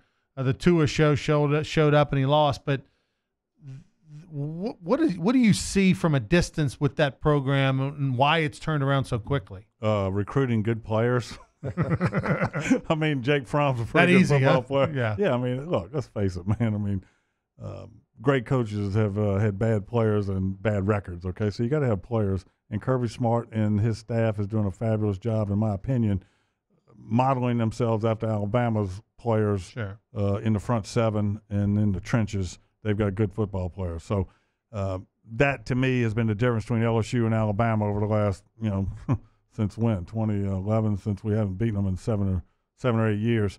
They've been better than us up front. Georgia is, to me, duplicating what Alabama's doing in the West. They're going to do it in the East. And they've got good football players, and they've gone out and got some good skill players, but they're winning in the trenches when they play these teams in the SEC. Obviously, State of Louisiana gets a lot of love and a lot of attention for having great players, right? I mean, per capita-wise, Louisiana's fabulous. But when we think of the state of Louisiana, we usually think of specialty guys, cornerbacks, receivers, quarterbacks, that kind of thing. The trenches is not to say that there isn't the Marcus Spears of the world and people like that, but consistently that hasn't been a priority. Is that a drawback for LSU? Is that they've got to overcome that, and that the trenches in Alabama and Georgia, maybe they're just doing a better job nationally recruiting those positions? Yeah, and I think they're emphasizing that their scholarship layout of the 25 guys, maybe the first 10 guys are going to be beasts that are playing in the trenches. I mean, you look at LSU's roster last year, coming into this season, we're out there, trying to get JUCO offensive linemen, and we're trying to do this, that, and the other thing, and we don't have the guys that they do that they just keep reloading with freshmen and everything else in the front and back seven. So that to me is the difference. I mean, I think Nick Saban's got the secret sauce, the formula about going to get these kind of football players, and Kirby Smart coaching with Nick Saban said, you know what, that's what I got to do over here. I mean, it's not rocket science. I mean, let's go get the best guys we can get out of the state of Georgia, Well, we're talking about coaches, Kirby Smart, Dan Mullen, obviously Nick Saban, great coaches in the SEC. Where do you rank Coach Orgeron and the job he's doing at LSU in his first few years? I think Coach Orgeron has done, pretty well for what he's done so far. I mean, I think, he's only been at it a little while now, but I mean, the jury's going to be out. There's a chance LSU could lose 4 football games in a row. So if LSU's 5-4, what's everybody saying? That's going to change the complexion. I mean, it's going to change the whole complexion of the whole thing, because Mississippi State's going to give them all they can handle, because that boy can run the football, Fitzgerald, and it's going to give LSU fits. So, we'll see what happens. I mean, the jury's still out in my mind on Coach Orgeron's status in the SEC on where you put him as a head football coach. Did you like the hire a couple years ago? Not really. Okay. No. I thought it was a cop-out personally. For Joe Oliva saying the guy we wanted was here all along. Are you kidding me? Come on. Everybody knew that wasn't the case. I mean, so let's be real. I mean, but he's paid his dues. I mean, Bebe was in the same freshman class with me at LSU. Mm-hmm. He lived across the hall from me for 4 days before he went back to Bayou Lafourche and started digging a ditch. And then it's a true story. His old man stuck him in a ditch for a week when he showed up, quit LSU football team.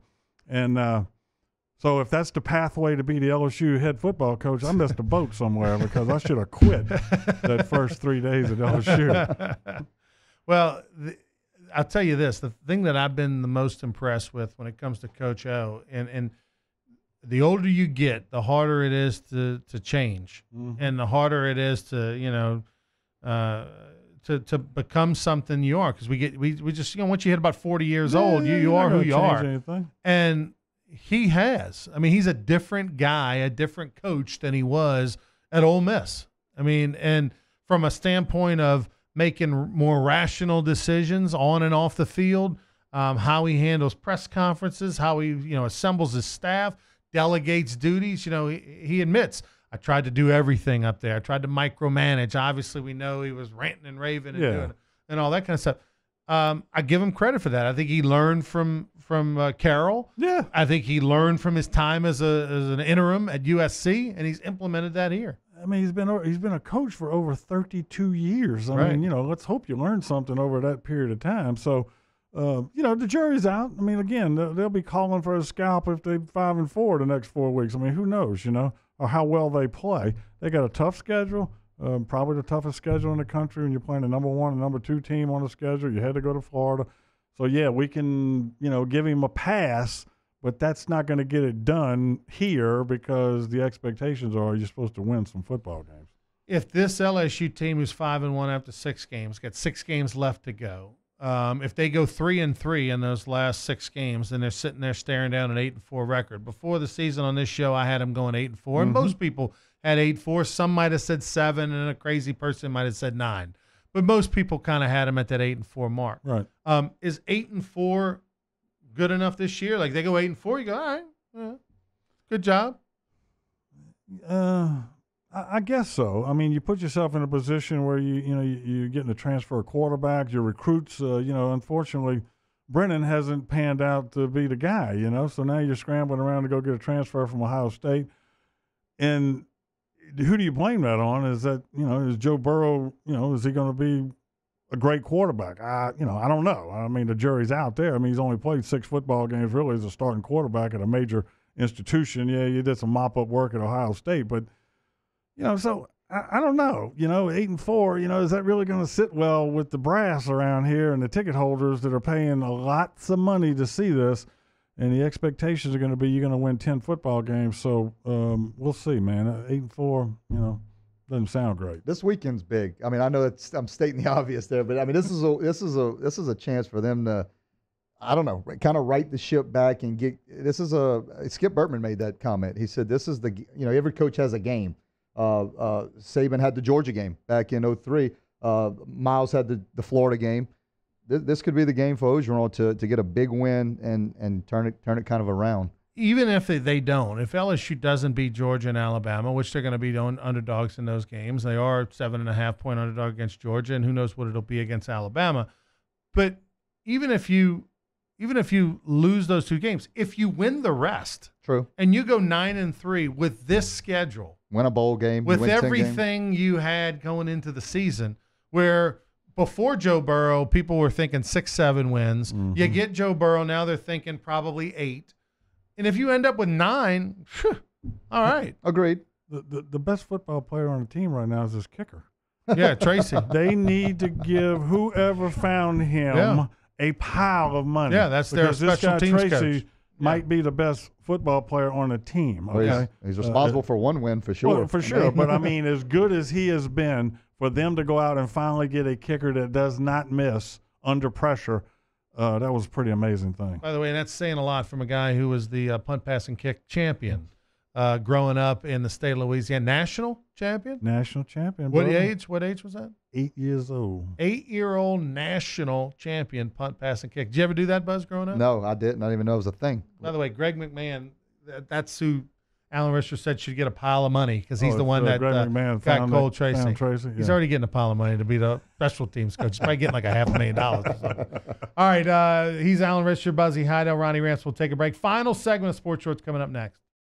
At Peak Performance Physical Therapy, we treat the athlete in everyone, from the three-point shooter to the three-piece suit. If your doctor prescribes physical therapy, ask for Peak Performance by name, getting you back in the game of life. If you're an avid sports fan, then you need to check out the Louisiana Sports Hall of Fame, located in historic downtown Natchitoches, next to the Chateau Saint Denis Hotel and the Natchitoches Convention Center. The Louisiana Sports Hall of Fame is where the rich history of Louisiana sports is told through the pictures, artifacts, and by the legends themselves in video archives. Come to the Louisiana Sports Hall of Fame and Northwest Louisiana History Museum and visit a world-renowned architectural marvel. For more information and to purchase tickets to the annual Louisiana Sports Hall of Fame events, visit lasportshall.com/purchase.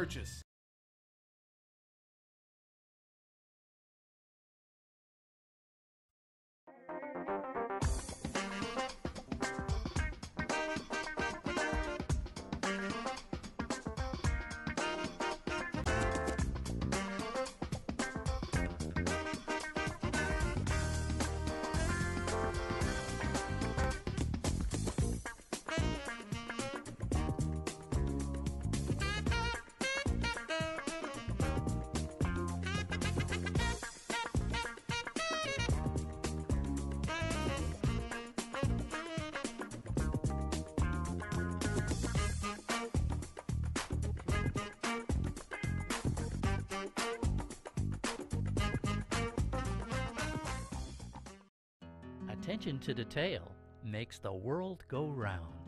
At Baker Printing, our approach to the printing business is very simple. Treat it as if it were your own. That's not always an easy job, but it comes from the top down in our company. We thrive on the unique jobs. Bottom line, we take care of our customers' projects as if they were our very own. At Baker Printing, attention to detail makes our world go round.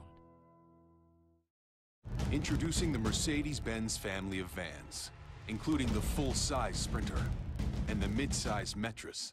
If these are your wingtips, if this is your gourmet latte, then these are your vans. Vans for professionals. Strictly professionals. Best commercial van residual value according to ALG, and starting at just $25,995. Mercedes-Benz. Vans. Born to... When you come to Relief Windows, your experience starts here. Or here. Then we come to your home. We measure twice. And then we bring custom windows to your home. We remove your old windows. Install your new windows. Clean our mess. And we make sure you're completely satisfied. And all of this before you pay a dime. And at Relief Windows, our #1 product is customer satisfaction. Relief Windows. At Peak Performance Physical Therapy, we treat the athlete in everyone, from long drivers to unlucky drivers. If your doctor prescribes physical therapy, ask for Peak Performance by name, getting you back in the game of life.